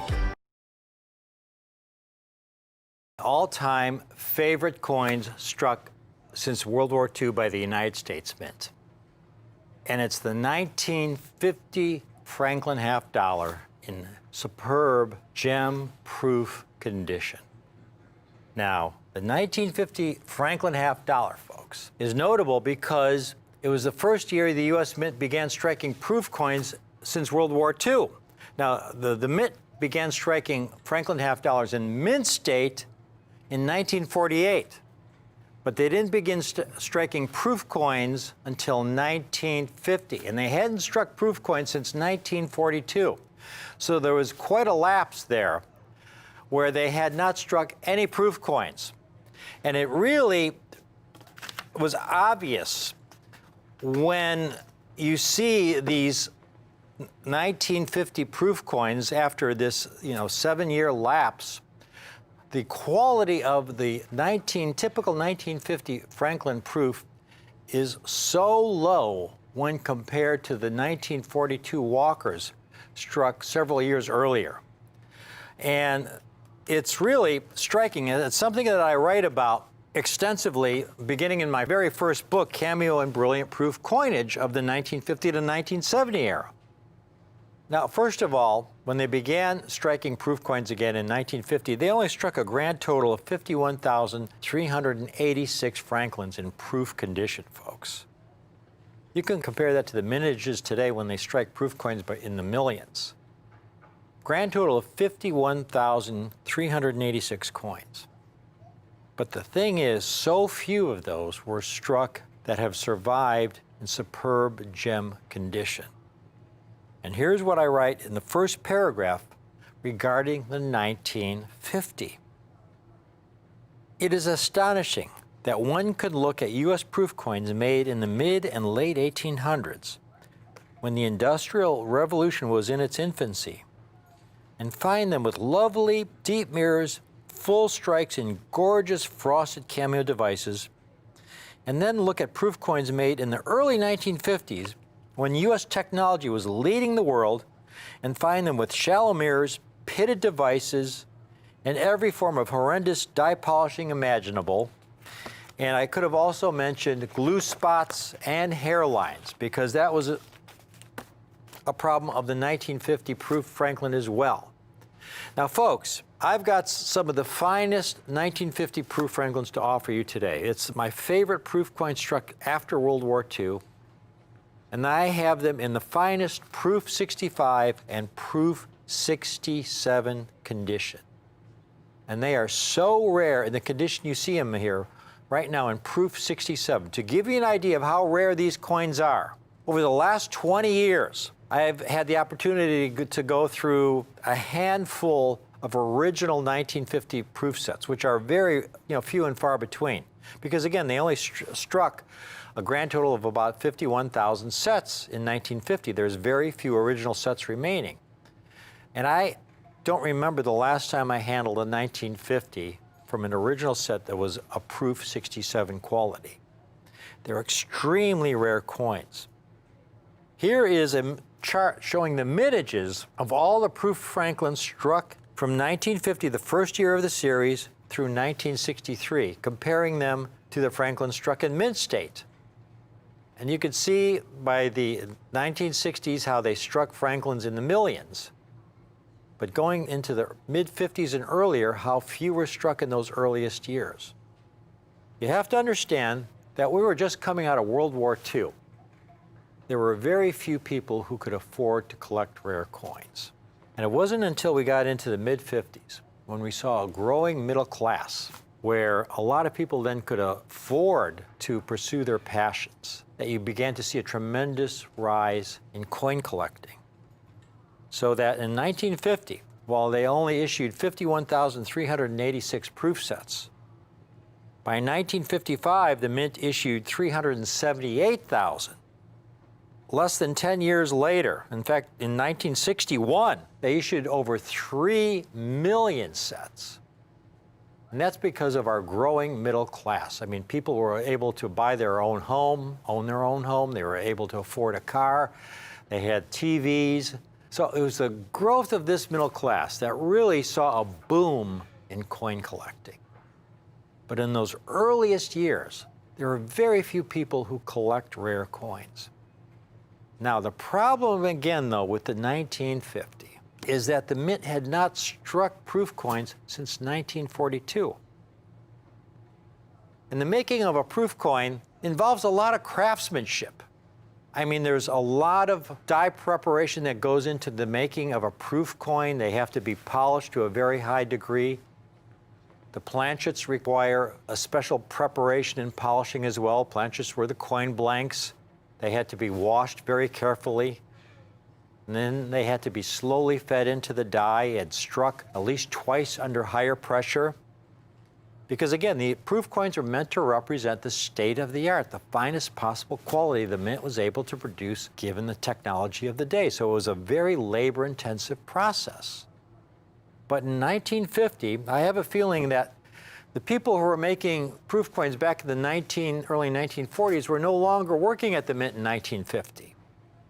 Because again, when you look at proof coins made in 1942, when proof coins had been made for many, many years, it was really an art that was highly developed at the Philadelphia Mint.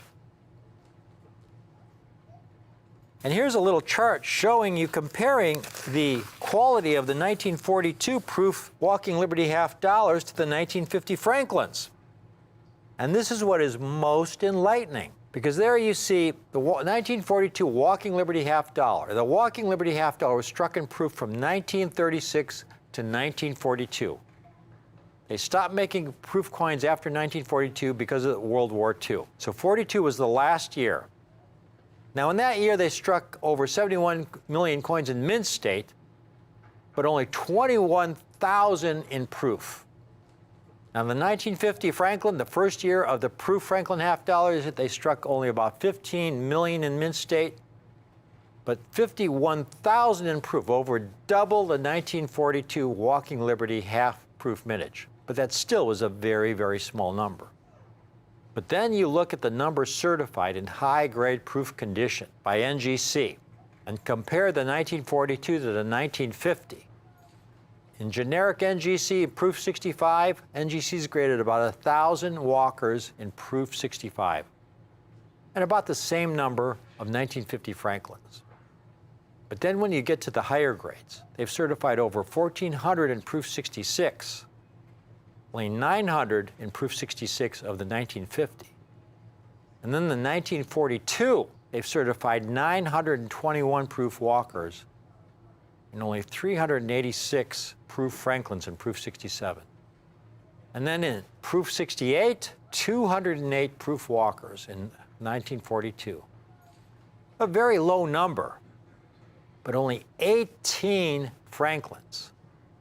And then again, 1942 Walkers, 8 certified in Proof 69 to 0 for the Franklin. Now, the Franklins I have for you today are the very finest examples in Proof 65 and Proof 67 in my proprietary We the People holder. Now, this is one of the most significant developments in third-party grading over the last 20 plus years. The proprietary We the People holder for Franklin half dollars. This is an agreement that I had with NGC, where I get to review every Franklin half dollar. And if I feel it merits the finest possible eye appeal and quality for the date and grade, I then have it encapsulated by NGC in this proprietary We the People holder. In other words, the only coins you'll see in this holder have been coins that have passed my standards for excellence.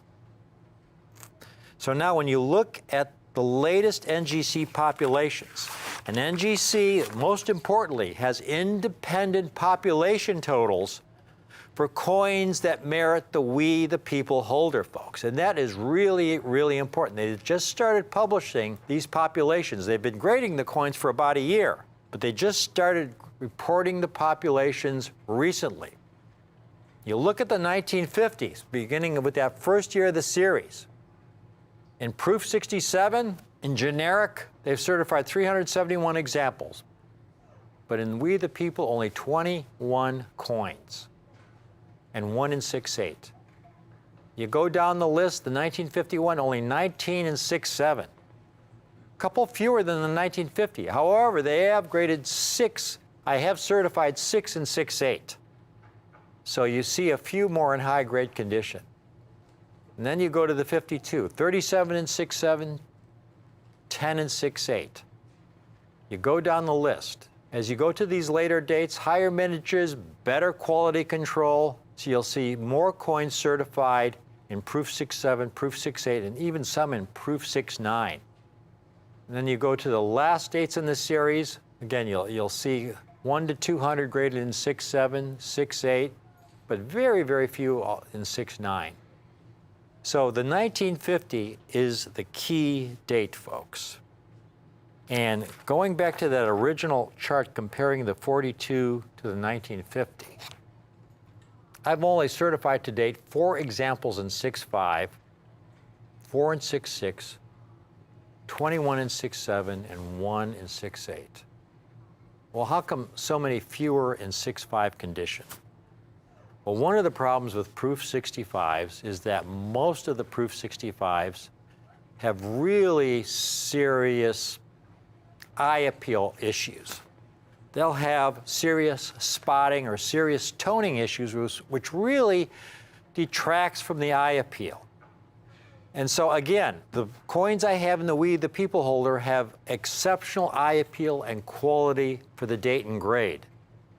You see most of the Proof 65s out there. Here's a few examples. There are different dates, but they give you a sampling of the eye appeal issues you face when you buy a coin in Proof 65.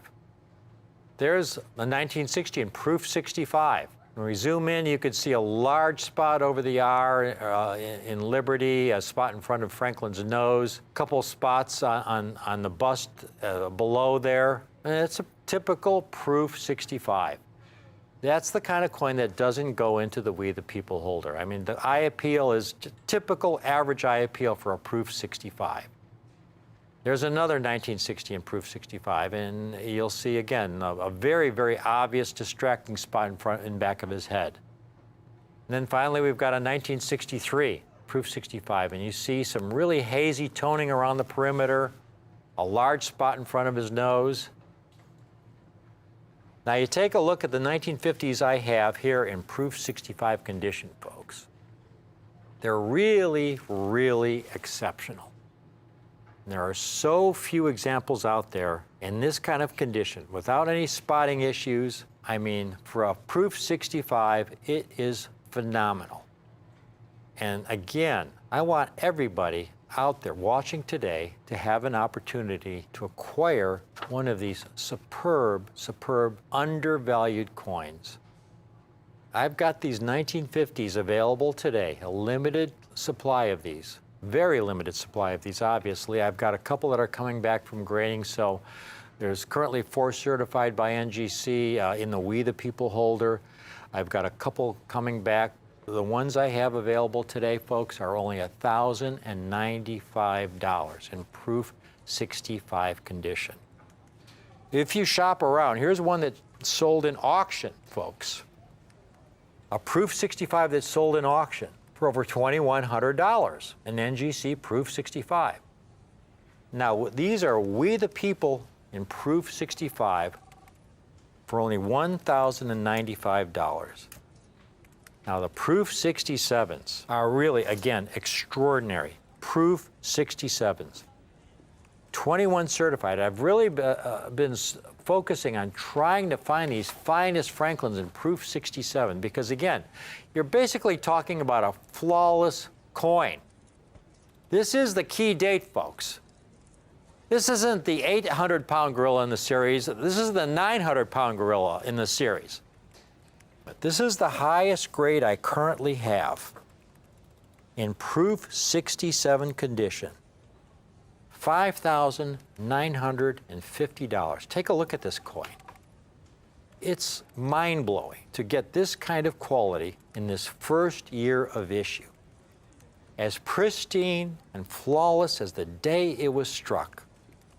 It was as if the coin was struck, you caught it on a velvet pillow and preserved it in a vacuum. So it looks as pristine today, some 70 years later, as the day it was first struck. It's a miracle to have survived in this extraordinary condition. I've only been able to locate and certify to date 21 examples. And that's why they're in this We the People holder for only $5,950. It is extremely rare. I mean, again, much, much rarer than the 1942 proof Walker. A 1950 in proof 67. It has been so many years since I have personally found a 1950 Franklin from an original set in proof 67 condition.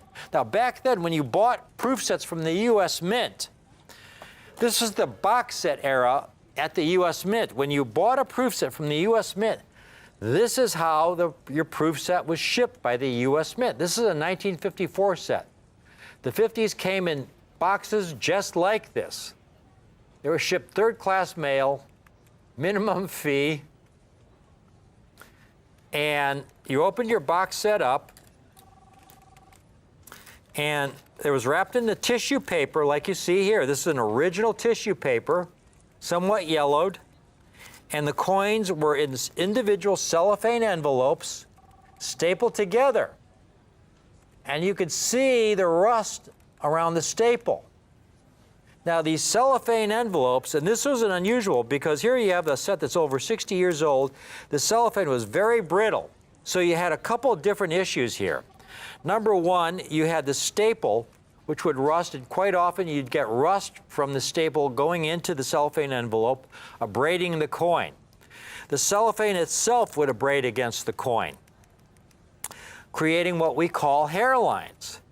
And lastly, the $50, being the largest, heaviest coin, would quite often break out of this cellophane envelope. So years later, when you look at your set, the $50 was no longer in the cellophane envelope and is rattling around in the box, again, creating more hairlines, which lowers the grade of the coin. Now, what exactly are hairlines? Well, here, for example, is a 1950 in a Proof 62 holder, and it looks fabulous. It looks spot-free, it looks superb. Well, why is it only a Proof 62? Well, here's a 1950 in a PCGS Proof 62 holder, which I've cracked open. So I can take the cover off so you can see exactly what makes the coin a Proof 62. I'll take the cover off, and this is really a very important part of the presentation because this is the biggest problem when it comes to these early Franklins because of the packaging. So many have developed these light scratches, and as I tilt the coin around, you could look in the fields. Let me see here. Do this real slowly. As I tilt the coin around, you can see those light scratches, very fine light scratches in the field of the coin, going crisscrossing all the way around in the fields. And then in the reverse as well, you can see very, very fine light scratches over the surface of the coin.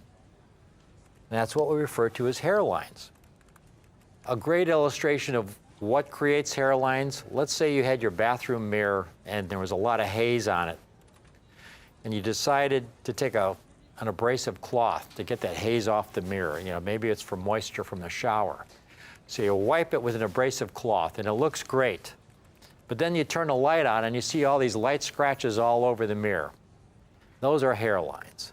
And that's what happens with these proof coins because of the packaging, because of the way they were handled. There are so few survivors in superb gem-proof condition. Now in Proof 65, those coins are available on the 2-payment option. Put half down today of $547.50 and I'll put one of these Proof 65s aside for you. The 1950s in Proof 67, this is the best I have. And they're available on the 3-payment option.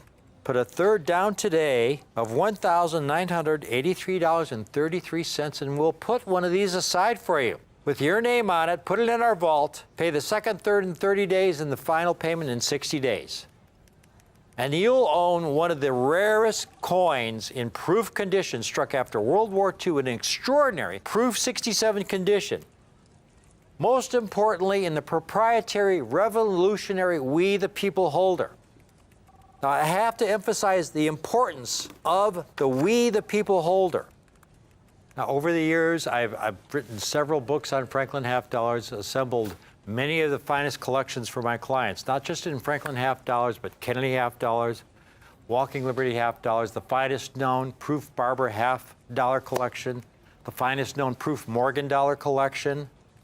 But one of the legacies I really want to leave is to have this proprietary We the People holder so that 50, 100, 200 years from now, collectors of future generations who own a Franklin half dollar in a We the People holder will own a Franklin half dollar that is acknowledged gold standard for the series.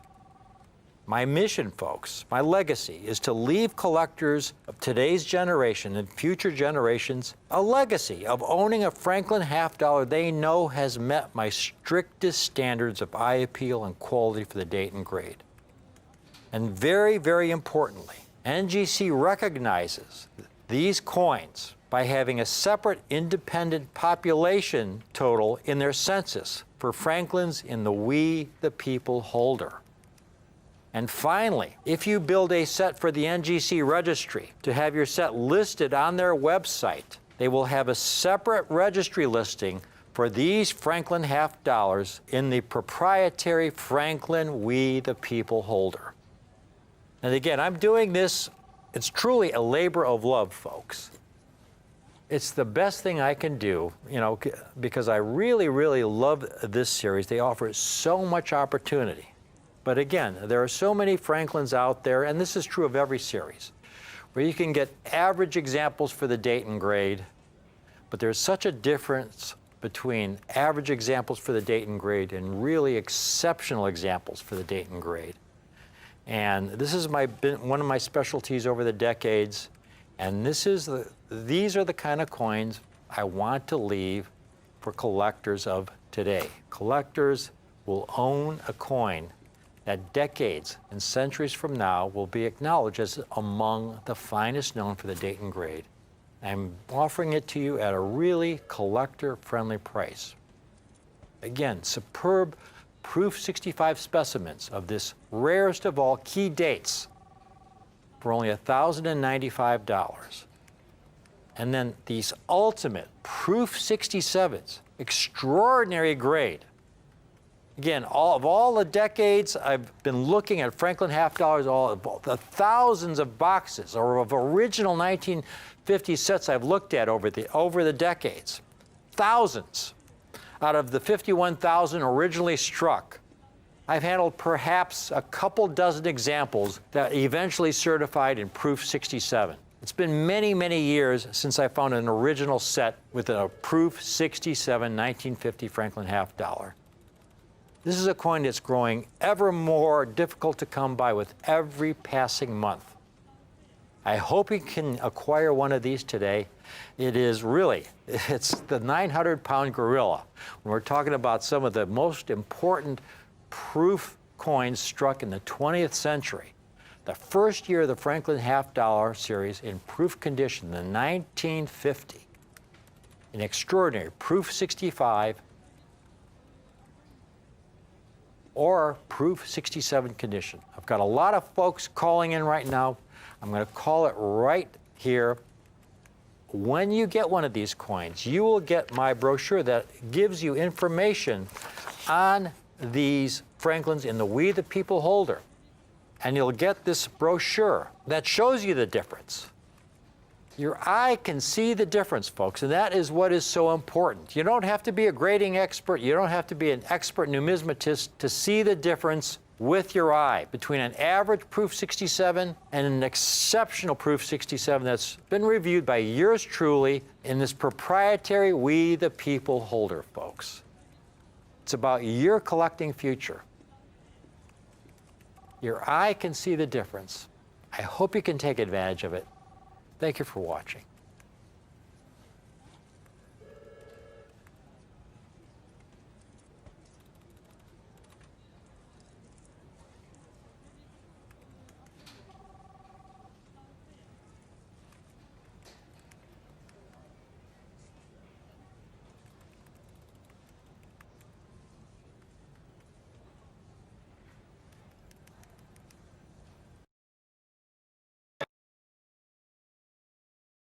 And Rare Collectibles TV has you covered with our 12 days of gift giving, December 7th through 18th.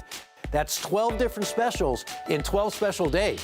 RCTV has the finest selection of premium rare coins at collector-friendly prices. Visit rarecollectiblestv.com December 7th through 18th for exclusive holiday specials. That's rarecollectiblestv.com. Hey everybody, and welcome in. You're watching Rare Collectibles TV. I'm James Gerstel, and I'm going to be your host for this presentation of a collection of silver dollars. Now, this is an intact collection of the first 10 years of a very important silver dollar. It's more than just important. It is the most popular silver dollar the United States of America has ever issued. It's the American Silver Eagle dollar. But we do things a little bit differently than most other companies, in fact, all other companies. First thing is, we have an exclusive label from NGC for our American Silver Eagle dollars. Nobody else has this. And there's a lot going here for this label, but especially for this coin. Well, what we're talking about, ladies and gentlemen, is the American Silver Eagle dollar that was first struck in 1986. But we need to go back maybe a year before that, 1985. The president of the United States at the time was Ronald Reagan. And Ronald Reagan had this idea when he first came into office in 1981 that he wanted to help pay down America's debt by selling off the American silver stockpile. They called it the strategic stockpile of silver, because he figured that if he sold this silver off, they could put about $100 or $200 million worth of silver into the Treasury. And so his idea was to strike a coin out of this silver stockpile, this strategic stockpile. It didn't fly with Congress in 1981. But in his second term, he was able to convince Congress to pass a bill, and it was known as the Liberty Coin Act. And he signed it in 1985. And it authorized the Treasury to begin striking a brand new American silver dollar. But this was a silver dollar like none other. It was pure silver, so it was larger than any silver dollar America had ever struck before. And it had a unique design that was borrowed from the walking Liberty half dollar, which hadn't been seen since 1947. Adolph A. Wyman designed the walking Liberty half dollar in 1916. And it was one of the most substantial and famous silver coins. In fact, it was one of those Renaissance coins. You hear us talk about that all the time. The Renaissance of American coin design was where those beautiful designs that you see, the Walking Liberty half dollar, the Standing Liberty quarter, the St. Gaudens gold coin, all that great coinage happened because of a redesign of American coinage.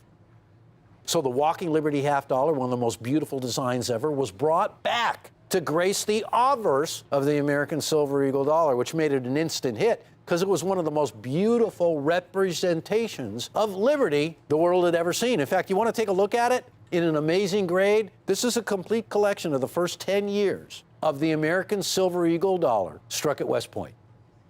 Now, this coin jumps out at you. The design jumps off the surface of the coin. And the reason for it, every one of these is a Proof 70 Ultra Cameo. And I want to tell you, if you're not a coin collector, Proof 70 Ultra Cameo is the finest grade and example of this coin available. There is no higher grade, no higher designation than Ultra Cameo. The Cameo, to really explain it simply, is that black and white contrast you see on the coin. The design of the coin, the image of the coin, or on the reverse, the eagle, is known as the device. Any part of the silver dollar that has raised lettering or raised design is known as the device of the coin. What you see in the background that appears black is known as the field. And it's a mirror. On camera, it shows up as black and white. And thus, the Cameo designation. But these aren't just Cameo coins. They don't just have a little contrast between the eagle and the mirrored background, but they have Ultra Cameo contrast, the highest designation of Cameo that you can get. Now, what you're looking at right there is a design that was made famous by John Mercanti. John Mercanti was just the 12th chief engraver of the U.S. Mint. He started at the U.S. Mint in 1974. And by 2006, he had a long career, and he was prolific. He designed hundreds of United States coins. He started in 1974 as an engraver, an assistant engraver. And he worked his way up, and in 1986, he was tasked with designing a reverse and redesigning the obverse of the new American silver dollar that was going to be issued in 1986, the American Silver Eagle dollar. And so John, who was a lover of history, he thought back to the very early American silver dollars. Some of the very first silver dollars had flowing hair and an eagle on the reverse that a lot of us call a wimpy eagle, if you will, just as a designation. But in 1798, the first silver dollar, bust silver dollar, was issued in 1798. And it featured on its reverse a heraldic eagle. And John, who was a master artist, an expert engraver, decided that he would pay tribute to the original heraldic eagle design and make that his contribution to this new silver dollar. So let's take a look at the reverse, because this is very important. That reverse that you see has been used on the American Silver Eagle dollar since its inception in 1986. But it's going away. Very, very shortly, it will be replaced with a new reverse design. And we have seen this design. This heraldic eagle design of John Mercanti will no longer be produced by the U.S. Mint. So from 1986 all the way into 2021, that design was on every reverse. And now a new one is coming. So the series is now bookend. It's going to close. It's going to be complete. Now, if you watch Rick's show, you'll note that he sells a lot of complete Silver Eagle collections. The American Silver Eagle program has gotten so immense that we had the idea of featuring these coins as they are issued from the individual mints. So we're going to start with the present mint, West Point. Currently, the West Point Mint issues the annual production of the American Silver Eagle dollar in the collector's version, in a proof. Now, there's two types of strike for a coin, a business strike and the collector's version known as a proof strike. Now, a proof strike is that contrast that you're seeing.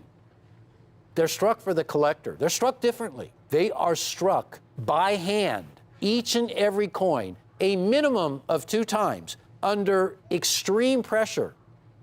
This pressure is intensified then from the normal striking to bring out the detail that you see on this coin. Now, if you're lucky to own a perfect version of this coin, you know what I mean. Now, here's what I mean. Mint state to proof. Take a look at this. I call the business strikes mint states, either way, but look at the difference in mintages here. As a regular issue, there was almost 540 million coins. Proof strikes are the ones that you have to custom order directly from the U.S. Mint. You can see it's just a fraction. But to get the proof strikes in absolute perfect version, that's really hard to do, especially in a date run 10 years. Well, here's an opportunity to get the first 10 of the West Point issues beginning in 2001. In 1986, when the first of these Silver Eagle dollars were struck, they were struck at San Francisco from 1986 through 1992. Beginning in 1993, production was moved to Philadelphia. And that continued until 2000. And from 2001 to the present time, the coin has been struck at West Point. So the opportunity now to get a really great set, the first decade, the first 10 years of the American Silver Eagle dollar from West Point with our exclusive label in a perfect grade is right now. I'm going to tell you right now, this is impossible to do. Let me show you why. Beginning in 2001, from West Point, there is an American Silver Eagle dollar from 2001 struck at West Point in a perfect proof 70 grade. $1,782.50. That is what the coin sold for at an auction. Now we have 2001. Now I want to tell you, take a look at that price that that coin brought. That's the value of a perfect American silver dollar. Here is 2002, the second year from West Point. This coin is also in a perfect proof 70 grade. $1,063. Now right there, you have two coins. First one was $1,700. This is over $1,000 right there. You got close to $3,000 right there. We're offering the 10 coin collection with our special label in a perfect proof 70 ultra cameo grade for $1,995. $1,995. We're splitting the payments into 2 equal payments of $997.50. Real easy to do. You put down $997.50. We put the set aside for you. A month goes by, your next payment, and it's sent out to you. $1,995. It gets even better. Here's a 2003. This coin also brought over $1,000. Perfect proof 70 grade. So I hope you see developing here is an opportunity to own a true numismatic collection intact. The beginning of the West Point series, 2001 to 2011. Now, it's 10 years and you want to know why? Everybody knows why. Here's why. 2009. 2009 was a crazy year for silver. You remember? The U.S. Mint sold so much silver that they had no silver left over to strike the collector version of these silver dollars. They struck the bullion issues, but by law, if they didn't have the silver, Well, obviously they couldn't strike the silver dollar. They couldn't go out and get it. So they didn't issue a proof silver dollar in 2009. So this collection is completely intact, 2001 to 2011. Here's a 2004, almost $300. 2005, also at almost $300, $299. So as you can see, when you go out into the real world, and many of these coins, by the way, have an autograph by John Mercanti.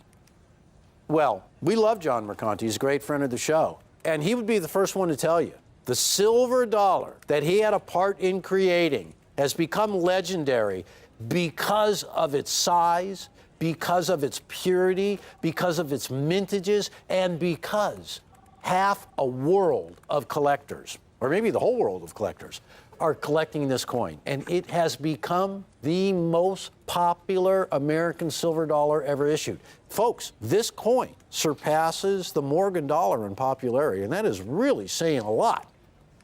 So, without even getting halfway through the 10-coin collection, we're already a couple $1,000s over what we're selling it for, at least. Now, earlier, I mentioned that there were two versions of this coin.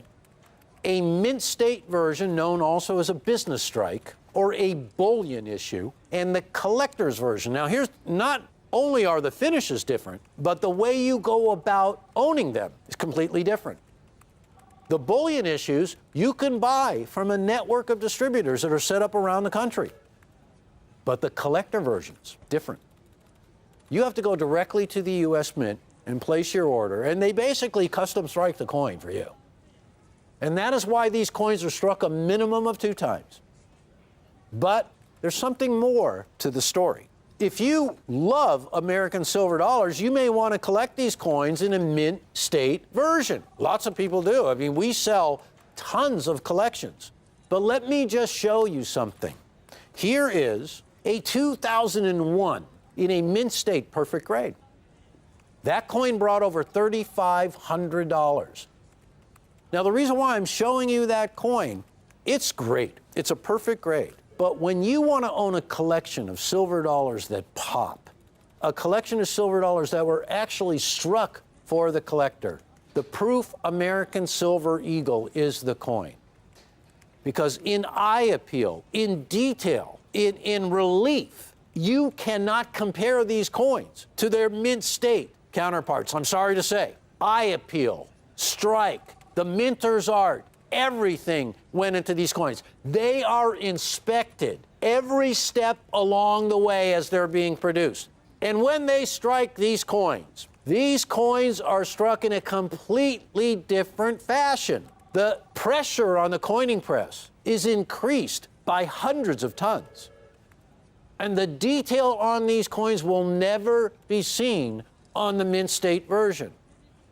So when you talk about owning the complete collection of these American silver dollars on the highest grade attainable, the eye appeal, the deep and ultra cameo, the strike, everything about these coins in the collector's version is the issue to own.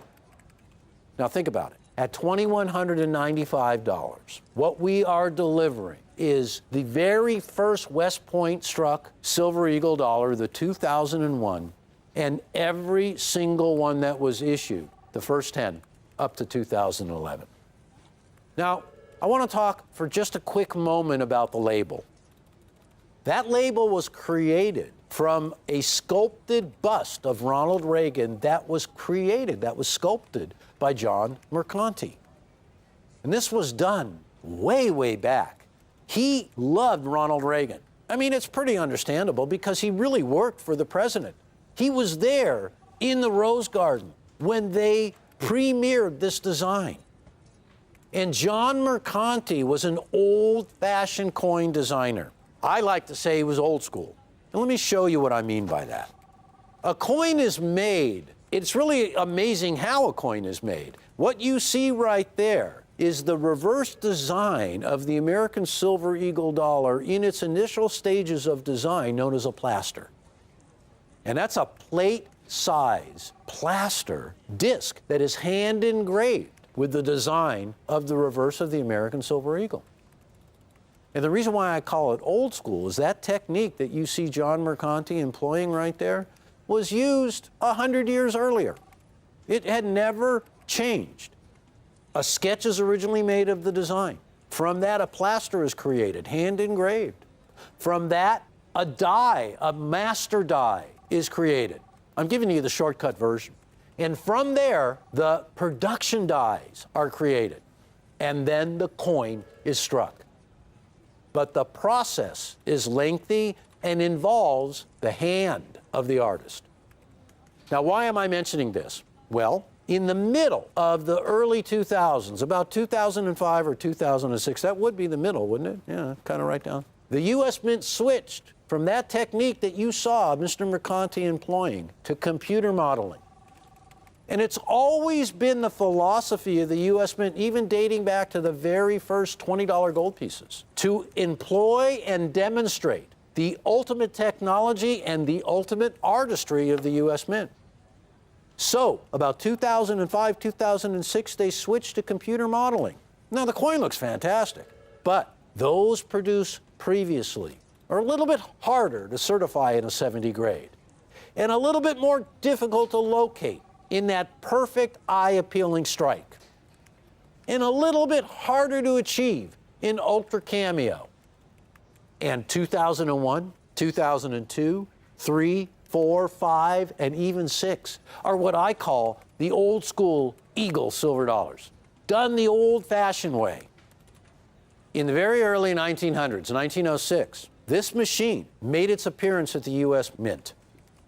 And this machine was known as a Janvier reduction lathe. And that was the machine that was used to reduce that design that you saw John Mercanti engraving, sculpting, to the size of a coin. Today, that machine has been replaced by a computer.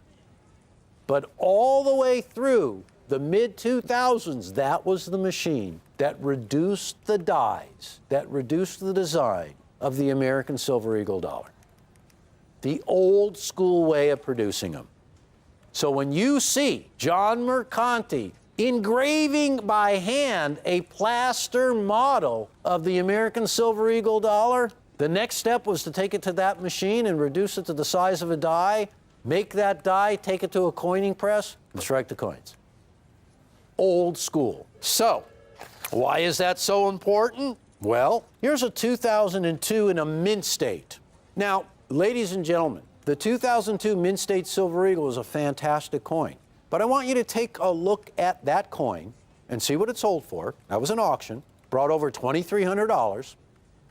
And I want you to take a look at our silver dollars, because the difference is the collector's dream. The difference is the collector issue. Look at that.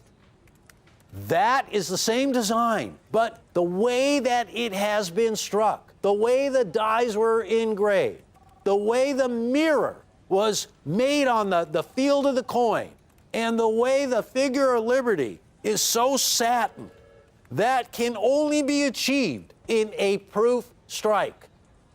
And we have the ultimate. Here's the best part. It has just been announced that NGC has agreed. Now, the label you're looking at is exclusive to Rare Collectibles TV.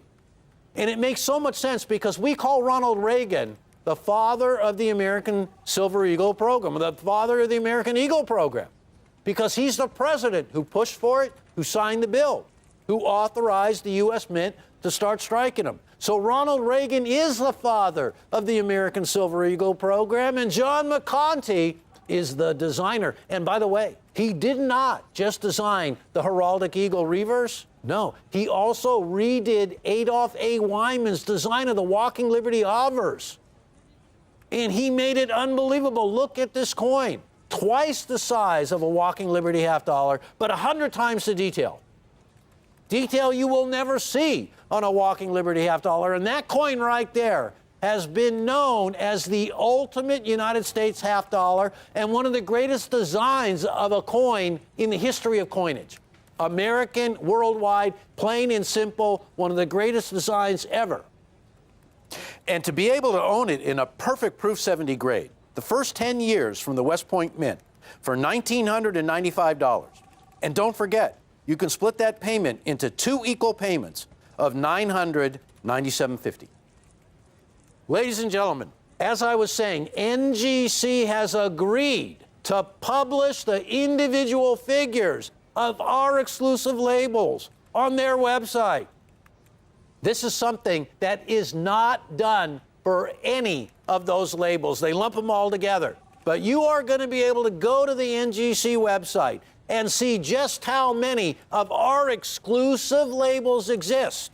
And you know what that means? That means you have an opportunity to put together one of the greatest collections, a registry that can be published, where everybody in the world will know that you own the finest American silver dollars issued. And you can start with this collection of the first 10 West Points.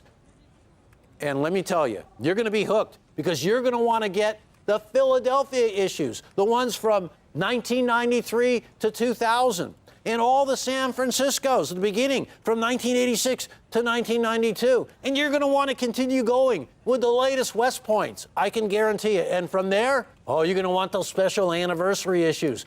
The American Silver Eagle dollar is an amazing silver dollar that has been honored in so many ways. A 20th anniversary, a 25th anniversary, every mint has been honored. San Francisco, West Point, Philadelphia, reverse proofs. Wait till you get in to collecting all the different types. But it all starts with these original coins. $1,995. One of the reasons why I love coin collecting so much is because I get to work as a coin seller in the hobby that I've collected coins since I was a little kid. So for me, this isn't even work. And I'll tell you, this set right here, you got to own this one, because the American Silver Eagle dollar collection from 1986 all the way to the present time is vast. And we can help you own them in a way that you're going to be so excited about collecting. All the West Points, all the San Franciscos, all the Philadelphias. Just wait till you see how you can take this collection. But this one right here is really complete, the first 10 years. Well, that's it, ladies and gentlemen. I got to wrap it up. I'd love to stay here a lot longer, but I just can't. So don't forget, there's a 2 payment here. We have great prices. You remember those comps? It didn't take but 2 or 3 prices out there in the real world to show you that we're half or a third. I know it sounds incredible, but we really are, of any other sellers out there. That is why you want to be here at Rare Collectibles TV. That's why I want to be here. All right, I got to go. I want to thank you all for tuning in. I'll be back at you pretty soon. You can bet on it. Keep collecting. Bye-bye now.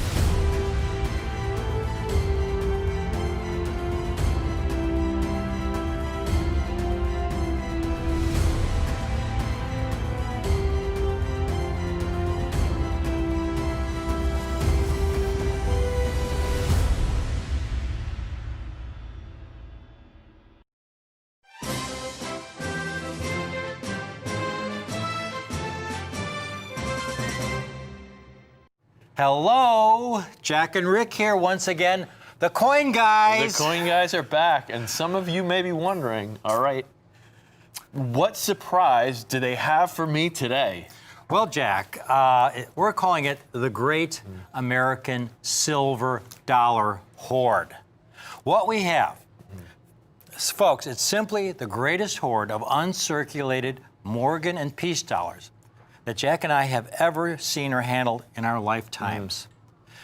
Nearly 50 bags of mixed date, brilliant, uncirculated. This is not a full bag, folks. This is like a little less than half a bag here. It's heavy. Yeah. Nearly 50 bags of mixed date, brilliant, uncirculated Morgan and Peace dollars. This is the great American silver dollar hoard. This is one of the great silver dollar coin hoards, folks, in the history of U.S. numismatics. Bags and bags and bags of these coins. Uncirculated, and that's so important, uncirculated mixed dates struck between 1878 and 1935. Jack, I do believe that you and I work harder than any other coin team in the country at finding these most extraordinary, once-in-a-lifetime, rare coin finds for you folks, our viewers. And to be able to offer them at the lowest possible collector-friendly prices. As a collector of United States rare coins, there's nothing more exciting than knowing we have a rare coin find that quite often represents a truly once-in-a-lifetime opportunity. In all my years at Stax, we never were able to offer this many mint state Morgan and Peace dollars, at these kind of prices, rare silver dollars that, shouldn't even exist.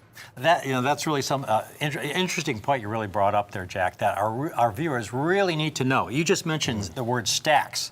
Stax Auction House is the oldest, most established rare coin auction house in the country, and you were a buyer at Stax for almost a decade.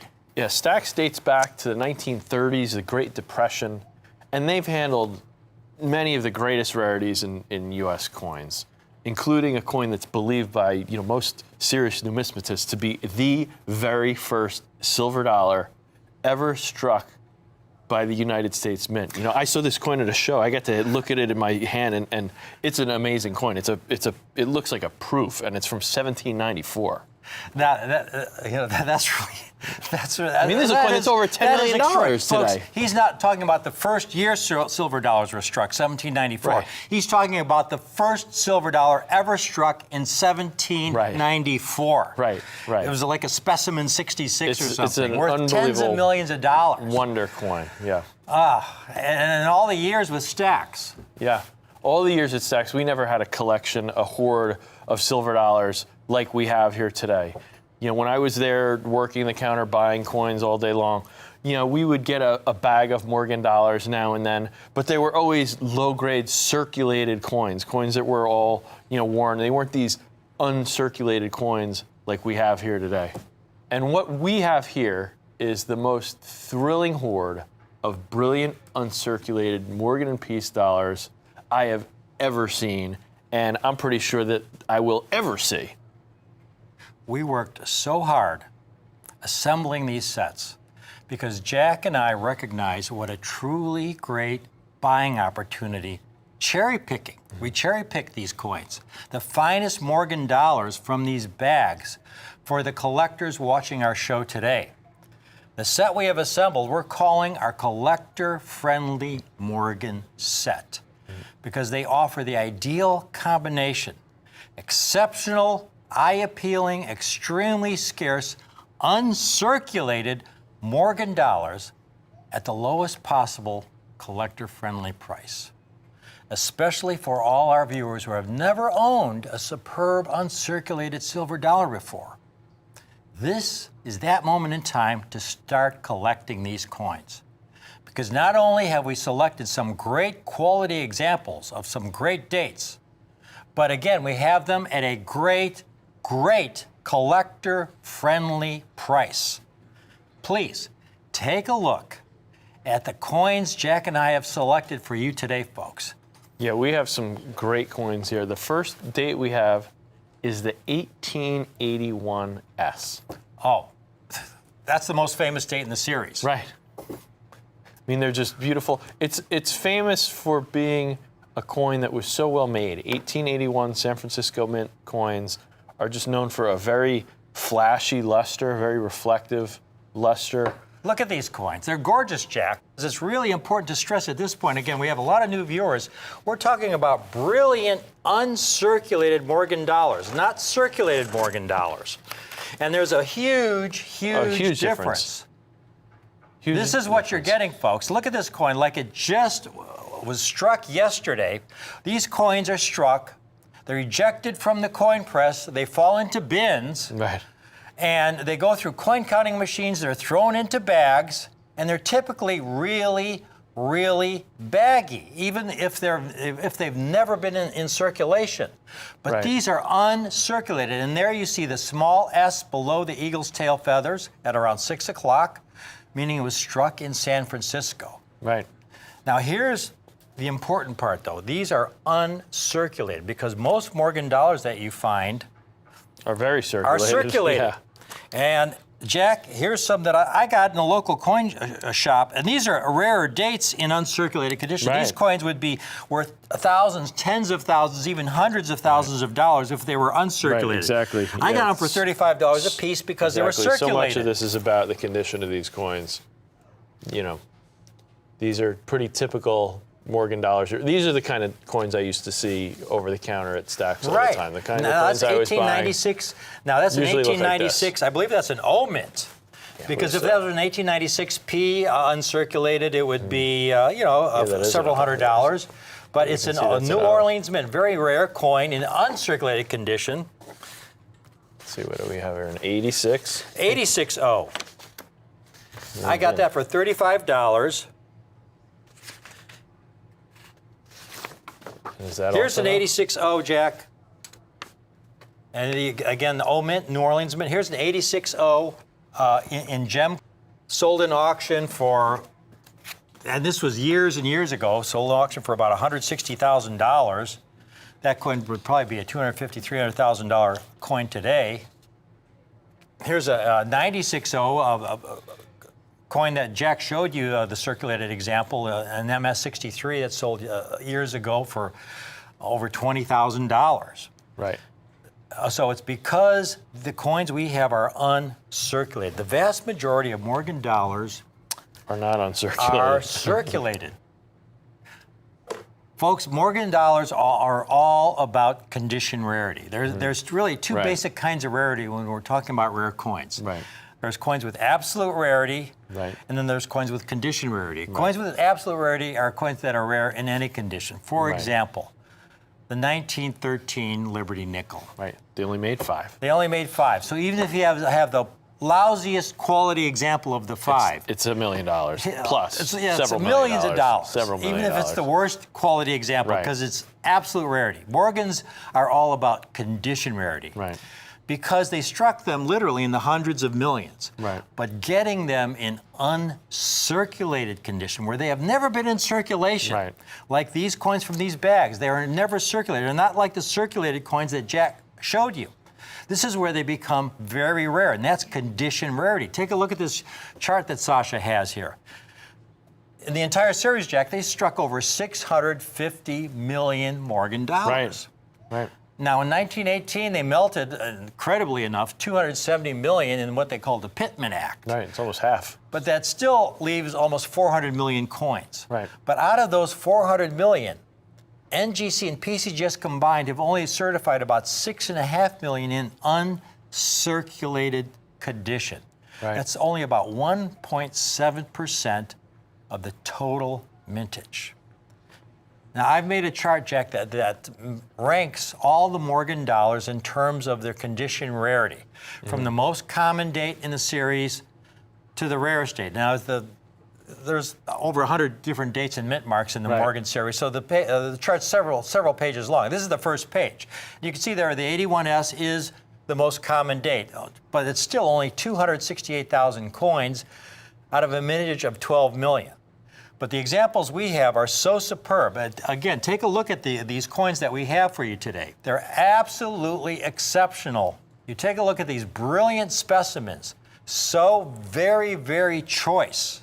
Now what we have is a coin right next to it, folks. It's graded by NGC in MS62 condition, which is a good grade. Right. But when we zoom into what an MS62 Morgan looks like, you could see a lot of surface abrasions over the coin, because again, these coins were struck, they were dumped into bins, they went through coin counting machines, they were dumped into bags, thrown onto trains before they got to the bank. So they all have bag marks. And this is a nice, brilliant, uncirculated specimen. You can see at the bottom there, it's graded MS62 by NGC. Superb piece. Right.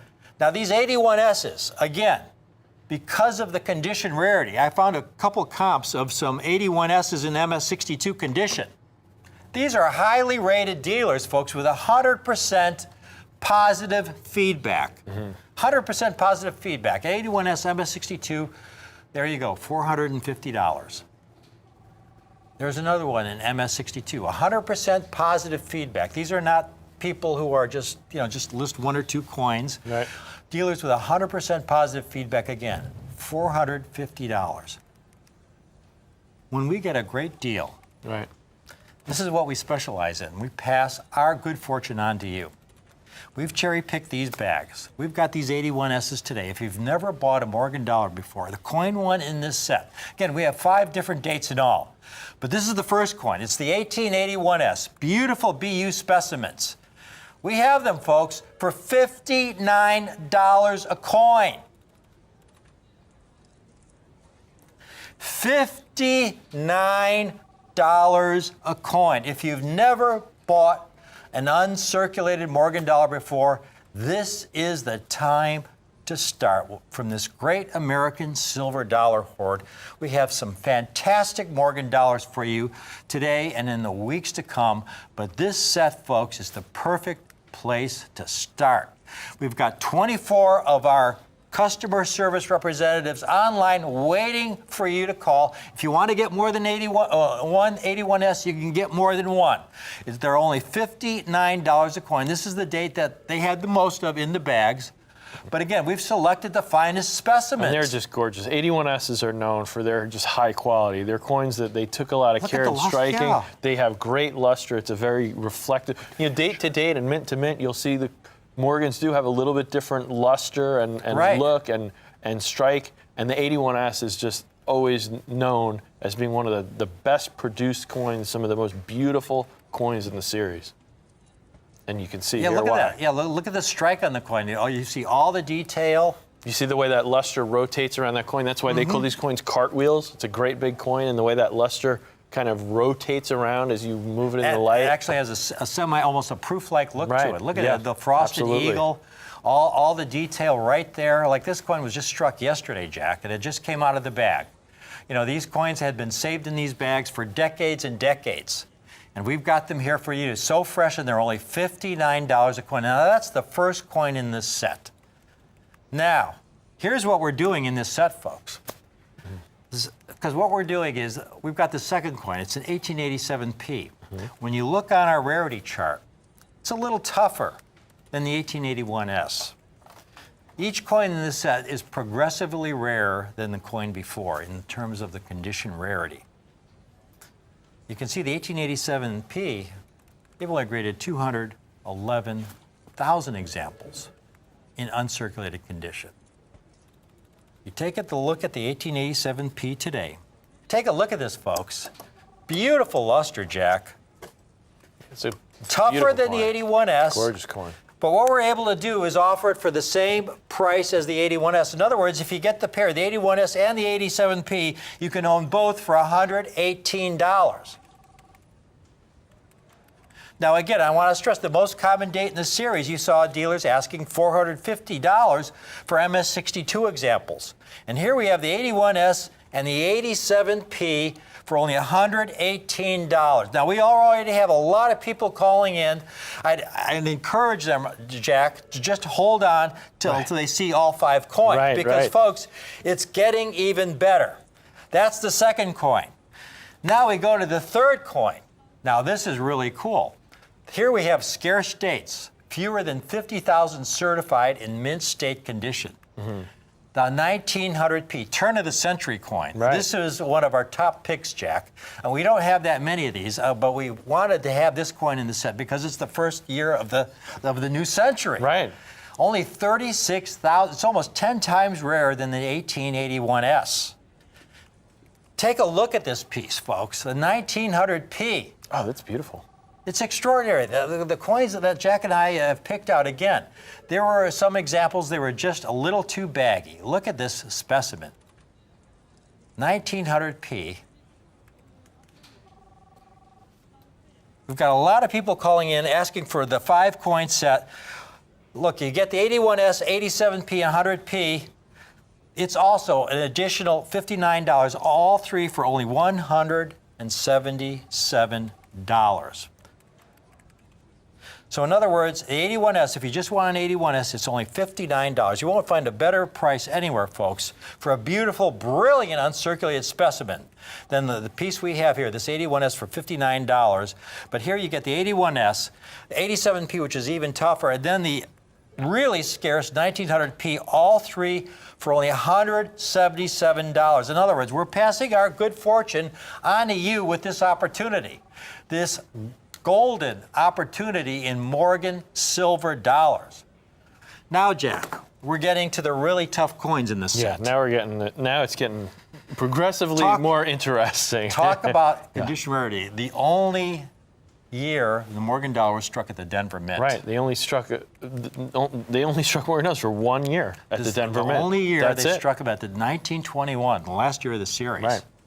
Take a look at the rarity It's of this coin. important coin for both of those reasons, and also as you see here, you're getting into the extremely scarce list of dates here. Very scarce. Now, this is about as rare as an 85cc or an 81cc in uncirculated condition. If we look at the previous page, Sasha, if we can go back to that previous page on the chart, the scarce dates.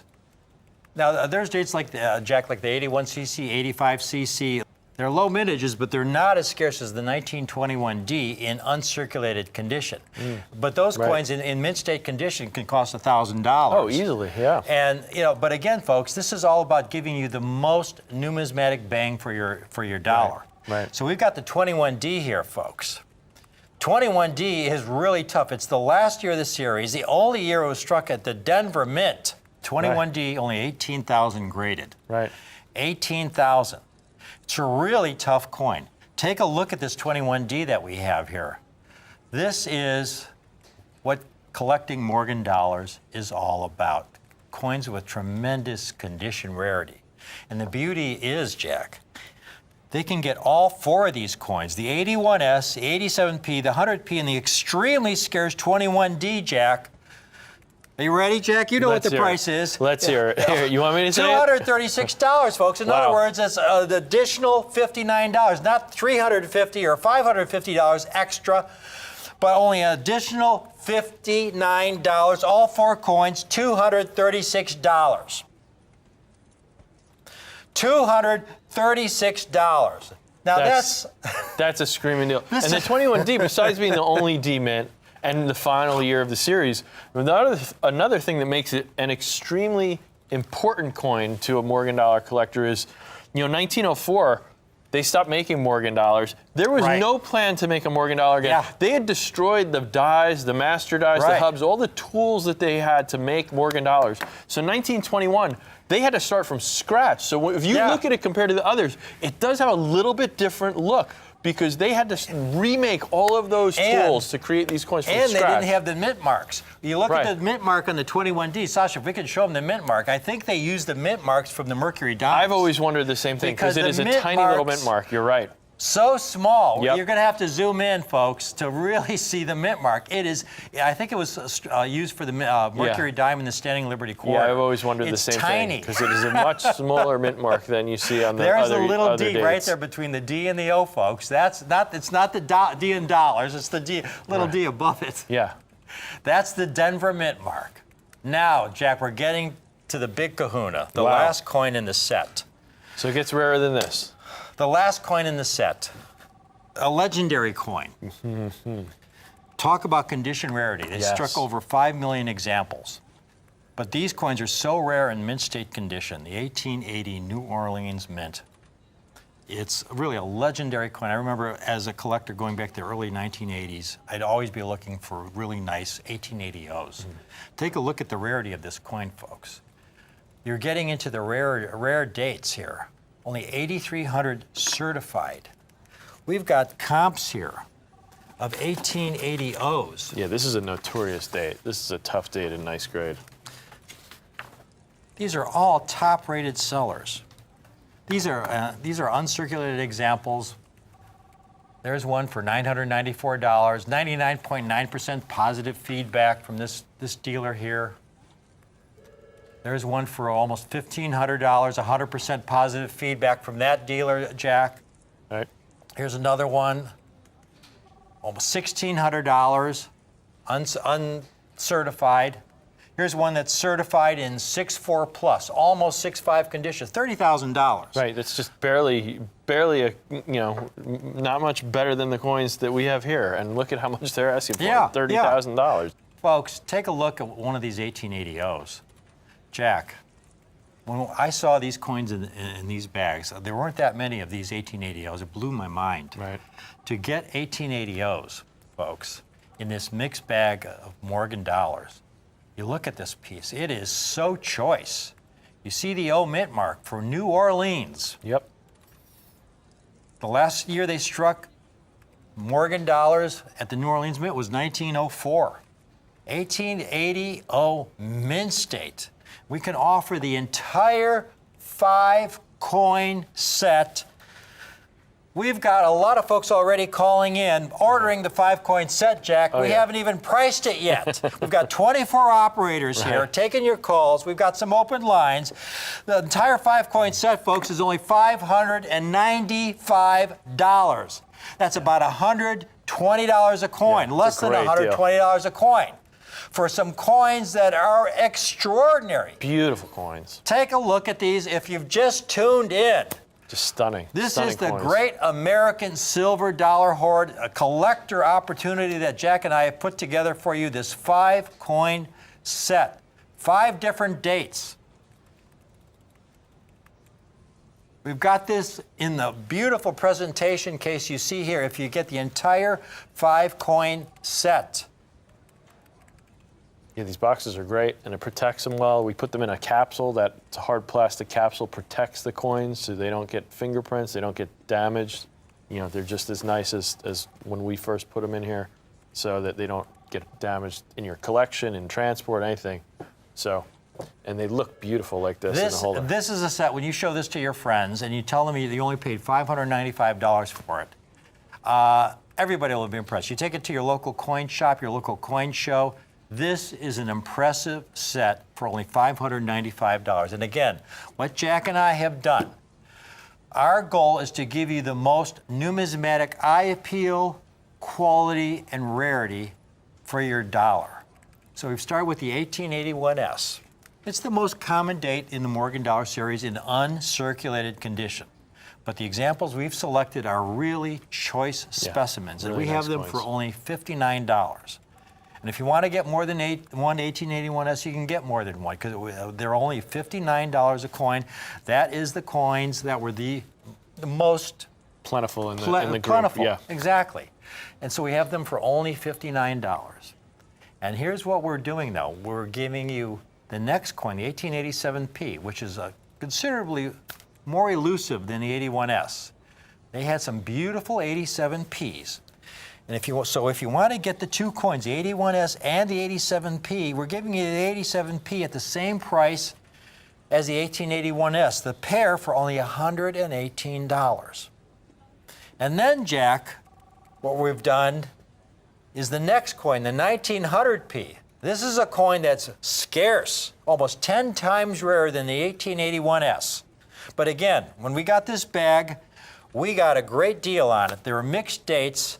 We're able to offer the 100P for basically the same price as the 81S, $59. All 3 coins, the 81S, the 87P, and the 100P, for only $177. And the 100P, again, that's the turn of the century coin, very popular coin. Oh yeah, everything here, well over 100 years old now. Well, the 1900 being the most recent coin, that's 120 years classic. old. But the next coin is where we really knocked it out of the park. And a lot of you I hear are ordering the 4-coin set because the 4-coin set includes the extremely scarce 1921D, only around 18,000 certified in uncirculated condition. And it's the only Morgan dollar struck at the Denver Mint. And we're offering all 4 coins, the entire 4-coin set for $236, $59 a coin. We've got a lot of people calling in asking for the 5-coin set. The 5th coin is the 1880O. The 1880O in mint state condition is a rare coin. Notorious coin. It's in high grade. extremely rare. Yep. I mean, examples we showed you one. An MS64 Plus is $30,000. Yeah. People are selling just mint state examples, uncertified, for $1,000, $1,500, $1,600. Right. We've got the entire 5-coin set for $595. And I left out the part about the book. How could I forget the book? How can I forget the signed by Miles Standish, our good friend Miles Standish. This book was only the Numismatic Book of the Year. Right. It's a great book. The Numismatic Literary Guild's Book of the Year by Miles Standish. The Numismatic Literary Guild is the most prestigious award you can get for writing a rare coin book. Right, absolutely. I didn't get Book of the Year, I got Extraordinary Merit, which is like... That's great. It's like second place, but to be honored in any way by the Numismatic Literary Guild is extraordinary. I mean, it's a dream come true. This was the Book of the Year on Morgan Dollars. You're getting a free copy signed by Miles Standish. He's our good friend here, and he's seen this collection. He was blown away when he saw it, and he was blown away by the prices. Again, we have these sets for $595. Should we go through this once more? Yeah, let's do it. Let's make sure that these people understand. It's so important. If you've never tuned in, Morgan dollars are all about condition rarity. These are not circulated Morgan dollars. I see so many shows, Jack, where they'll show Morgan dollars and they're circulated. Right. They'll show you coins like this. Hey, I love Morgan dollars, but I can get even rare dates. This is 1894 O. Oh yeah, much better date. It's a much better date. In uncirculated condition, this is worth several $1,000s. I got it for $35. Right. Because they're circulated. Right. I mean, the circulated Morgan dollars, they're in abundance. Probably every family has at least 1 or 2 Morgan dollars that they're always circulating. You don't know. When I worked at Six, how many people came in with a cigar box or like a little satchel or something of Morgan dollars that they all think they have the one that's right. Well, because they look in the price guide and they see, oh, it's $1,000. Yeah. Those are the uncirculated ones. Yeah. The ones that look like this are That's $30 or whatever. That's right. This is vitally important. We've never just promoted bullion. Right, correct. We have no idea what bullion's going to do from week to week, year to year. That's a different animal. No Call your predictions on bullion. stockbroker if you want to Take a look at this stuff like that. chart here. I mean, I remember shows back in 2012 talking about how bullion, citing experts saying bullion was going to be worth $100, silver bullion was going to be $100, $200 an ounce in a year or two. Well, right now it's around $18 an ounce. We never talked about that stuff. We've always talked about uncirculated Morgan and Peace dollars. Mm-hmm. You look at the Peace dollar set in the lowest mint state grade back in 2012 was around $4,000. Right. Even though silver has declined in value in that same time frame, an uncirculated Peace dollar set has increased in value because of the rarity of these coins in uncirculated mint state condition. Right. They're always mining new silver, folks. They're not mining new uncirculated Morgan dollars. Well, it's like earlier when we were preparing, we were talking about the 93S Morgan dollar in uncirculated condition. When 2012, that was about $100,000, maybe $120,000 coin. Yeah, 93S Morgan dollar. 93. Yes, it's the perfect example in the Morgans. There's a 93S. 5 years ago, That coin in mint state, it's about $100,000, $120,000. Yeah. Today, those coins are selling for about $175,000 to $200,000. Good luck in if a you're mint lucky state. enough to find. They've only graded around 30 Oh coins. yeah, they only come up. They Yeah. only come up for sale maybe once every year or two. Yeah, You know. yeah, Anyway, yeah. I mean, that's why it's so much money. It's that rare of a coin. But it's a perfect example of what happens. The price of silver doesn't. It's completely Yeah, it's unrelated. it's irrelevant. Unrelated. Call in now. We're closing this out. This Right. is the Great American Silver Dollar Hoard.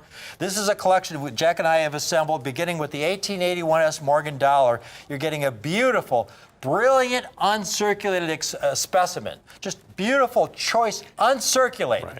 And it's only $59 for an uncirculated Morgan dollar. Right. But you really want to go for that set. The 5-coin The set set is is really where the it's best at because value. each additional coin is progressively rare. Right. The 87P is the second coin. It's even rarer than the 81S. That 2-coin set is only $118, but then we get to the 3-coin set that includes the 1900P, which is almost 10 times rarer than the 81S, and yet we're offering the 3-coin set for $177. In other words, that's $59 a coin. But this is where we just knock it out of the park. Going to the 4th coin is the 21D, which is extremely scarce, only around 18,000 examples certified, and yet we're able to offer all 4 coins for $59 a coin, $236. But the set you really should get, folks, is the 5-coin set that features the 1880, extremely rare 1880 in uncirculated mint state condition. Only around 8,000 examples certified in uncirculated mint state condition.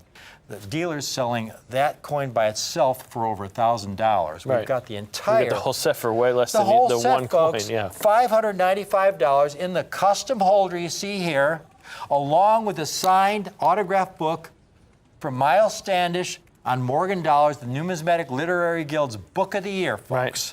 All for $595. Jack, this is a collector special. This is a great opportunity. It's truly collector-friendly prices. If you've Right. never bought a rare coin before, this is the perfect place to start. A Morgan Dollar Series, the backbone of U.S. numismatics. Oh, absolutely. You go into any coin shop, go to any coin show, almost every shop will have some Oh, yeah. Morgan dollars. Absolutely. But you won't see a set like this, not at $595. Right, not these dates. At a coin In shop this or grade. coin show. 1880, 21Ds, 100Ps, all for $595.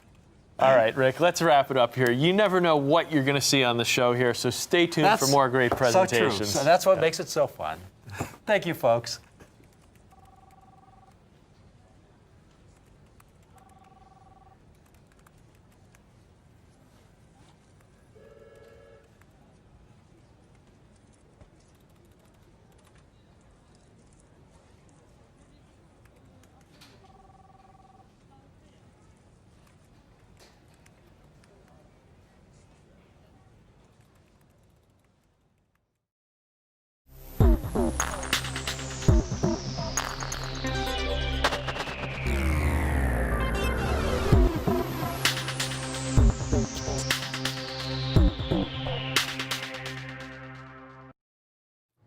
Welcome, collectors. I'm James Gerstel. This is Rare Collectibles TV. This is a gold event that I'm really proud to bring you because it involves an extremely scarce coin from a time when it was the workhorse coin of American commerce. The $5 gold series was more widely used than any other size, and heavily melted as well. We here at Rare Collectibles TV love United States classic gold. And one of the reasons we love it so much is because the history is so extensive and all the trials and tribulations of the U.S. economy over the course of a century are illustrated in our gold coin production and illustrated in the surviving amount of gold coins that remain today.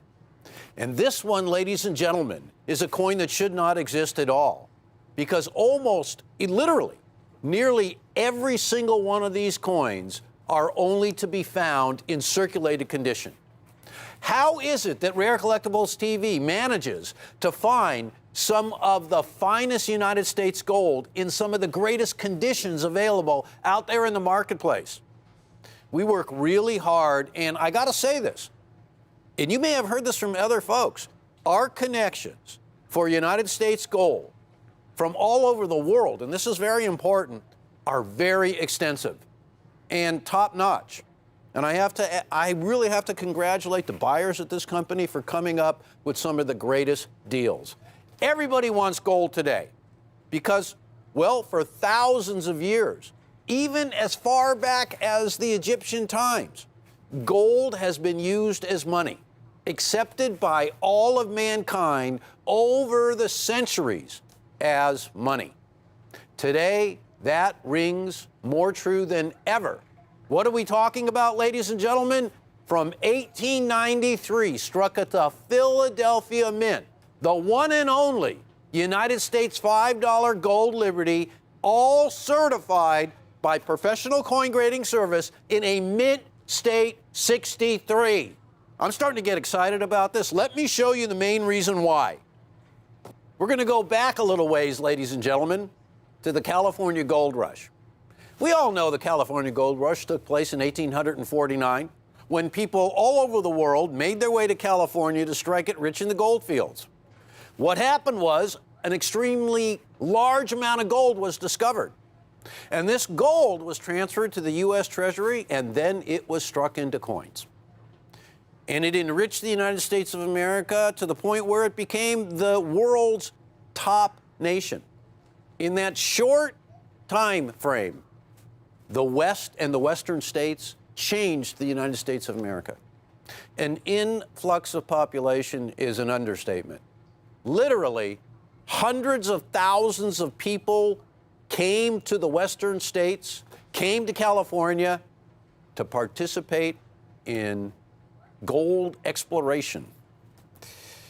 Well, what became of that was $20 gold pieces, $10 gold, $5 gold coins, $2.50 gold, $1 gold. There was even a $3 gold, and for a real short period of time, a $4 gold, known as a Stella.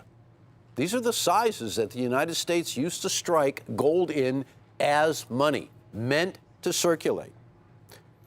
No coin worked as hard in commerce and was used as extensively by the population of the United States of America, and especially out west, which is why I mentioned it, as the $5 gold Liberty. Now, one more time, I want to show you what we're dealing with, because I hope you get the idea. United States gold $5 Liberties, especially from this year, because I'll tell you all about the panic of 1893 and how that changed the whole world. But gold coins from this period of time that remain in uncirculated condition are an anomaly. A total miracle, if you really want to know the truth. Most of these coins are in circulated condition. Take a look at this, ladies and gentlemen. When it comes to $5 gold Liberties, minted between 1839 and 1908, here is the story. The entire series comprised of over 74 million coins. And here is the real great part about this. The graded population of these coins in mint state, that's the second line you see there, MS60 or higher, 185,332 coins. That's the entire series between 1839 and 1908. The population of the entire series graded in MS63 condition of all of the Liberties, 37,759. So it becomes clear to us collectors here at Rare Collectibles TV that the $5 gold Liberty is a very, very scarce coin. Now, anywhere you go and anywhere you read, you're going to find out that this $5 gold coin, you know, back in the day, as we like to say, let's say back in 1893, $5 was a huge amount of money. It's funny because today, you could equate that $5 gold coin to, well, about $1,000, maybe even more than that. That was the purchasing power of gold. That was the strength of $5 gold liberties. Let me show you why today the $5 gold liberty that we have selected, 1893, pre-1900, is one of the most sought after coins. And we have them all in mint state. And that in itself should not be happening. I'm going to tell you that story in a second. I want to let you in on a little Rare Collectibles TV secret. We do a lot of research here. You would not believe the army of people we have who are constantly perusing our numismatic library. We have an unbelievable numismatic library that literally took decades to accumulate. And in that library is some of the greatest literature and books about United States gold. And from that, we start to learn some of the greatest facts. And then we get tied into the U.S. archives directly, and we do a lot of research, hours, untold hours. And what we find out is that this coin is below the radar. Let's take a look at the breakdown specifically for the 1893 $5 gold. This is a PCGS population report right here. Hardly any of these coins exist. Over 1.5 million coins struck. But look at the small amount of coins that have been graded. In MS-62, only 3,981 coins have ever been graded. And that is since the mid-1980s, when PCGS first started grading coins. Now, we're featuring MS-63s, and I'll tell you why. Well, first of all, look at the population. A mere 2,599 have been graded in the history of coin grading at PCGS. In that time span, that's nothing. Now, if you want to illustrate real rarity, take a look at one grade up in Mint State 64. Only 539 coins exist. And look at the populations, how they go down. This exists in hardly any $5 gold liberties the way this one does. And I'll tell you why in a second. Mint State 65, 44 coins in the history of PCGS have been graded. So don't tell me that an 1893 is not a rare coin. Now, look at this. Mint State 66, only 7 coins exist. And the finest known example is one Mint State 68. You're never going to see that coin because that coin will never surface. This coin, of which the Smithsonian, the world's largest coin collection, largest U.S. coin collection, has a Mint State 62 example in their collection. So when you go to the Smithsonian, Washington, D.C., and wait in line for hours, the Mint State 1893 Philadelphia $5 gold liberty that you will see will be a Mint State 62. So we're beating the Smithsonian. That's pretty good. Hardly any grade Mint State 63. And Mint State 63 is a fabulous grade to own. All original mint luster, a coin that has never circulated, a coin that was put away. How did this happen? You're going to find out in a second. Now, everybody knows that auctions are the best way to buy coin, right? Because when you go to an auction, what does it start at? It starts at zero. So you decide what you want to pay for it. That one, $1,380. Hold the presses, because right here, right now, we have an unbelievable quantity. And I don't get to say that very often, of a coin where there's only about 2,500 that have ever been graded. We have a neat little quantity here. Look at that, folks. Look at that luster. Look at that original strike. Those are all 1893 Ps. $995. $995 for an 1893 P. So we were sitting around talking yesterday. I brought up the fact that I want all the collectors out there to know, number one, this coin shouldn't even exist. Almost every single one will be circulated, be worn out, or have been melted down by the government. Because our government, the United States of America, melted a tremendous millions of United States gold coins during the 1930s. And so we were sitting around, and I began to say, you know, collectors already know this. It's not just $20 gold coins that are rare and sought after. It's not just $10 gold eagles that are rare and sought after. But one of the rarest of them all is the $5 gold, because nearly every single one of them, almost right down to the very, very last one, was circulated. So to find these coins in mint state is far, far tougher than $20 gold or even $10 gold. I got to say it. And I want to illustrate the collectability of classic U.S. gold. Have you ever heard of the 1911D $2.50 gold Indian? It's a small coin. It's a lot smaller than the $5 gold. But its rarity is not based on its gold content. Now, look at this.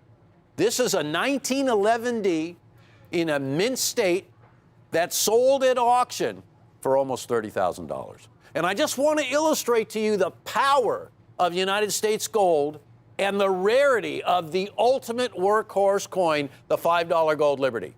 If you had $5 gold Liberties back in 1893, what would you do with the coin?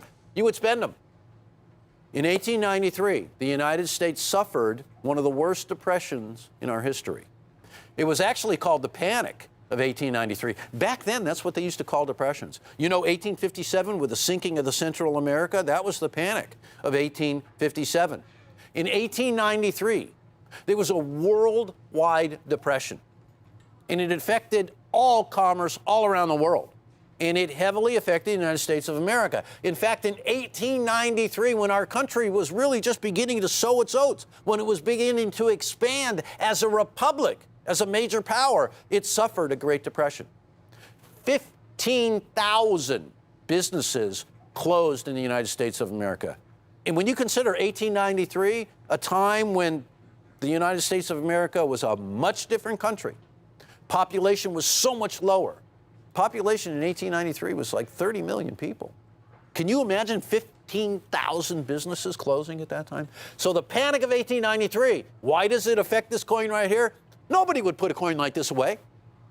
This coin right here was spent by everybody. There was a depression going on. It lasted until 1897. It involved all major business and minor businesses, big and small, banks, the government, everybody, all over the world. Most of these coins got spent because nobody, literally nobody, could afford to put these coins away. So the fact that these coins exist and uncirculated today, as evidenced by the small populations, leads me to conclude that when I see people selling this coin for $1,400 or $1,500 or $2,000, and you go up a grade and you're going to spend $1,000 more, and you go up another grade, forget it. Forget it. You got to empty the bank for that one. Thousands and thousands and thousands. To be able to own this coin is absolutely a miracle. $995 for this coin, certified.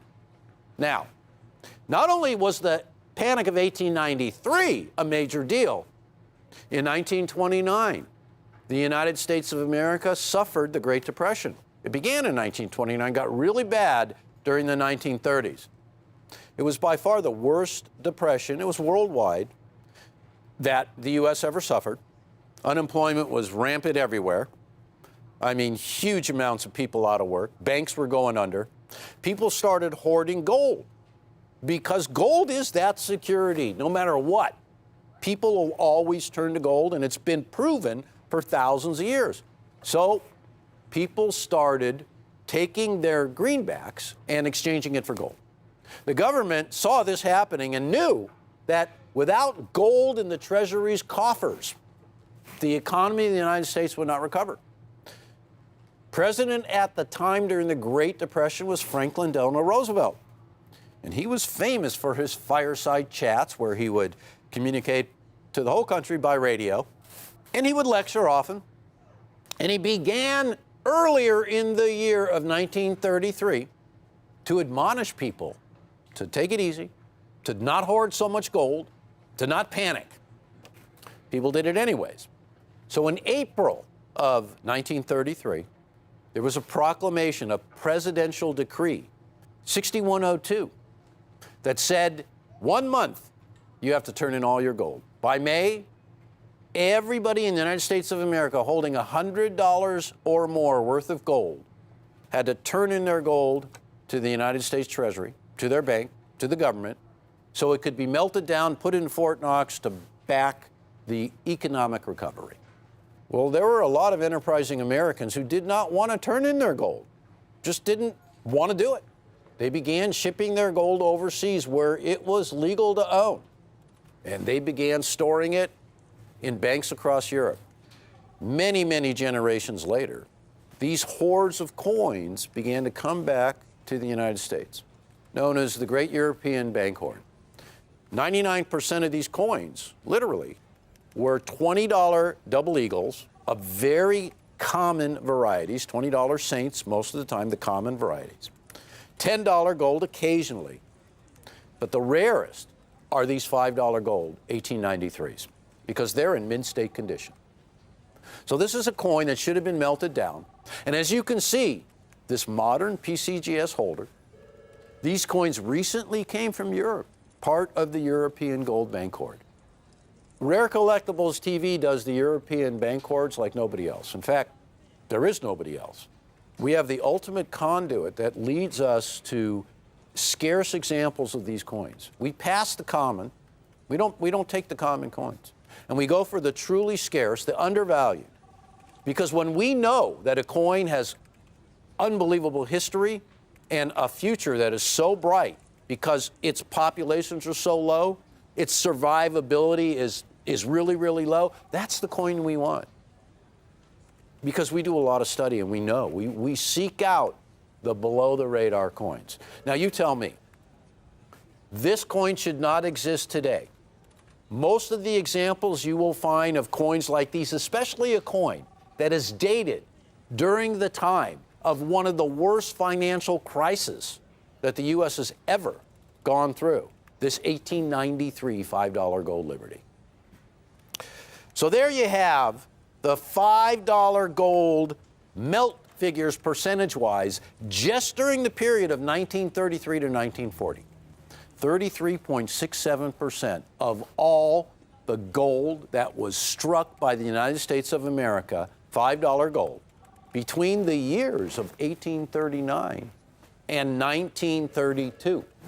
33.67% were melted down. That's a big percentage. That's why you see those figures of over 75 million coins minted in the series, and then it drops down where hardly any in mint state are certified, and even fewer in mint state 63. I mentioned population, not population of coins that are graded, but population of the United States of America. And I was perusing our library and reading different articles in some of the major publications, and every one of them said that the $5 gold coins were so popular amongst the western states. And let's take California, for example. Today, the state of California has over 40 million people. But in 1850, 92,000 people lived in this state. That was it. By 1860, 10 years into the gold rush, that was almost 380,000 people, just California alone. And by 1900, 1.5 million people lived in California alone. Increase in population. Happened in Utah, happened in Colorado, happened in Nevada, all of the western states. And what was their preferred coin of exchange in commerce? You're looking at it right there. $5 gold Liberties. Folks, this coin from the time, do a little reading on the Panic of 1893, you will see that it was one of the worst financial calamities this country ever suffered. So these coins, when you couple the existence of these coins with the Panic of 1893, the Great Depression of 1929, the great melts of United States gold in 1933 to 1940, how does this coin exist? That's what we ask ourselves all the time. So take a look, because this really says it all. The mintage was over 1.5 million. Total certified in mint state 60 or higher. Look at that, folks. 8,772 coins. That's nothing. The percentage that are certified in MS 60 or higher percentage, a tick over 0.5%. You can't argue with that math. That is scarcity.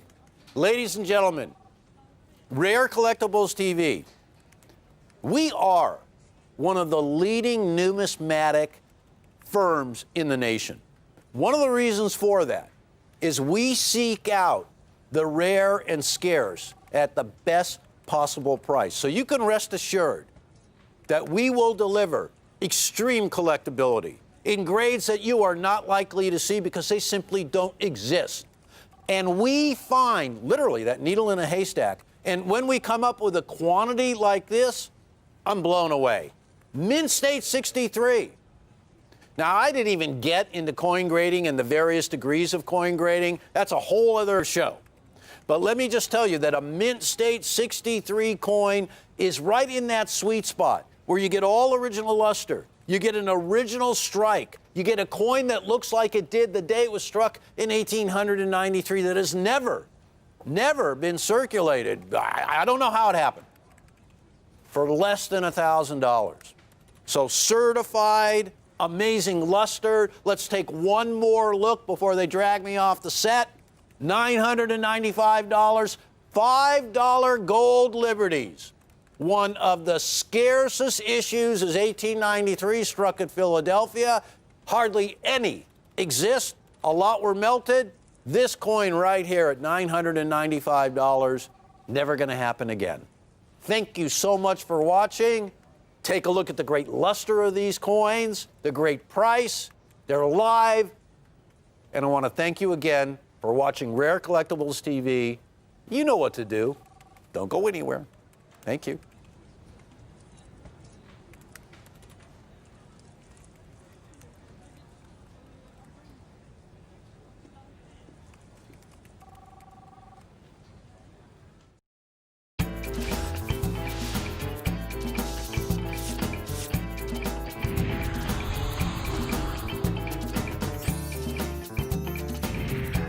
Thanks for joining us here on Rare Collectibles TV. Hi, I'm Rick Tamaska, and this is Rick's U.S. Coin Show. Rick's U.S. Coin Show is a brand new show that brings you rare, high quality, and unique coins at the most affordable prices on TV. My name's Jack McNamara, and I love coins. We're the Tamaska girls, Kim and Caitlin. Here at Rare Collectibles TV, we know what kind of coins you want, because we're collectors ourselves. I've been collecting coins for over 40 years. I love finding coins all across the country and bringing them to you. Whether you're new to coin collecting or an old pro, we've got the coins you're looking for. After my first book, dealers began calling me the Cameo King. Coin rarity and quality are what matter most to me. Now that's eye appeal. I do love Franklin's and Kennedy's. Rare unique coins at the most affordable prices. Coins are in my blood. Now that's a beauty. My goal is to bring you the ultimate in superb rare coins. Do you want the best?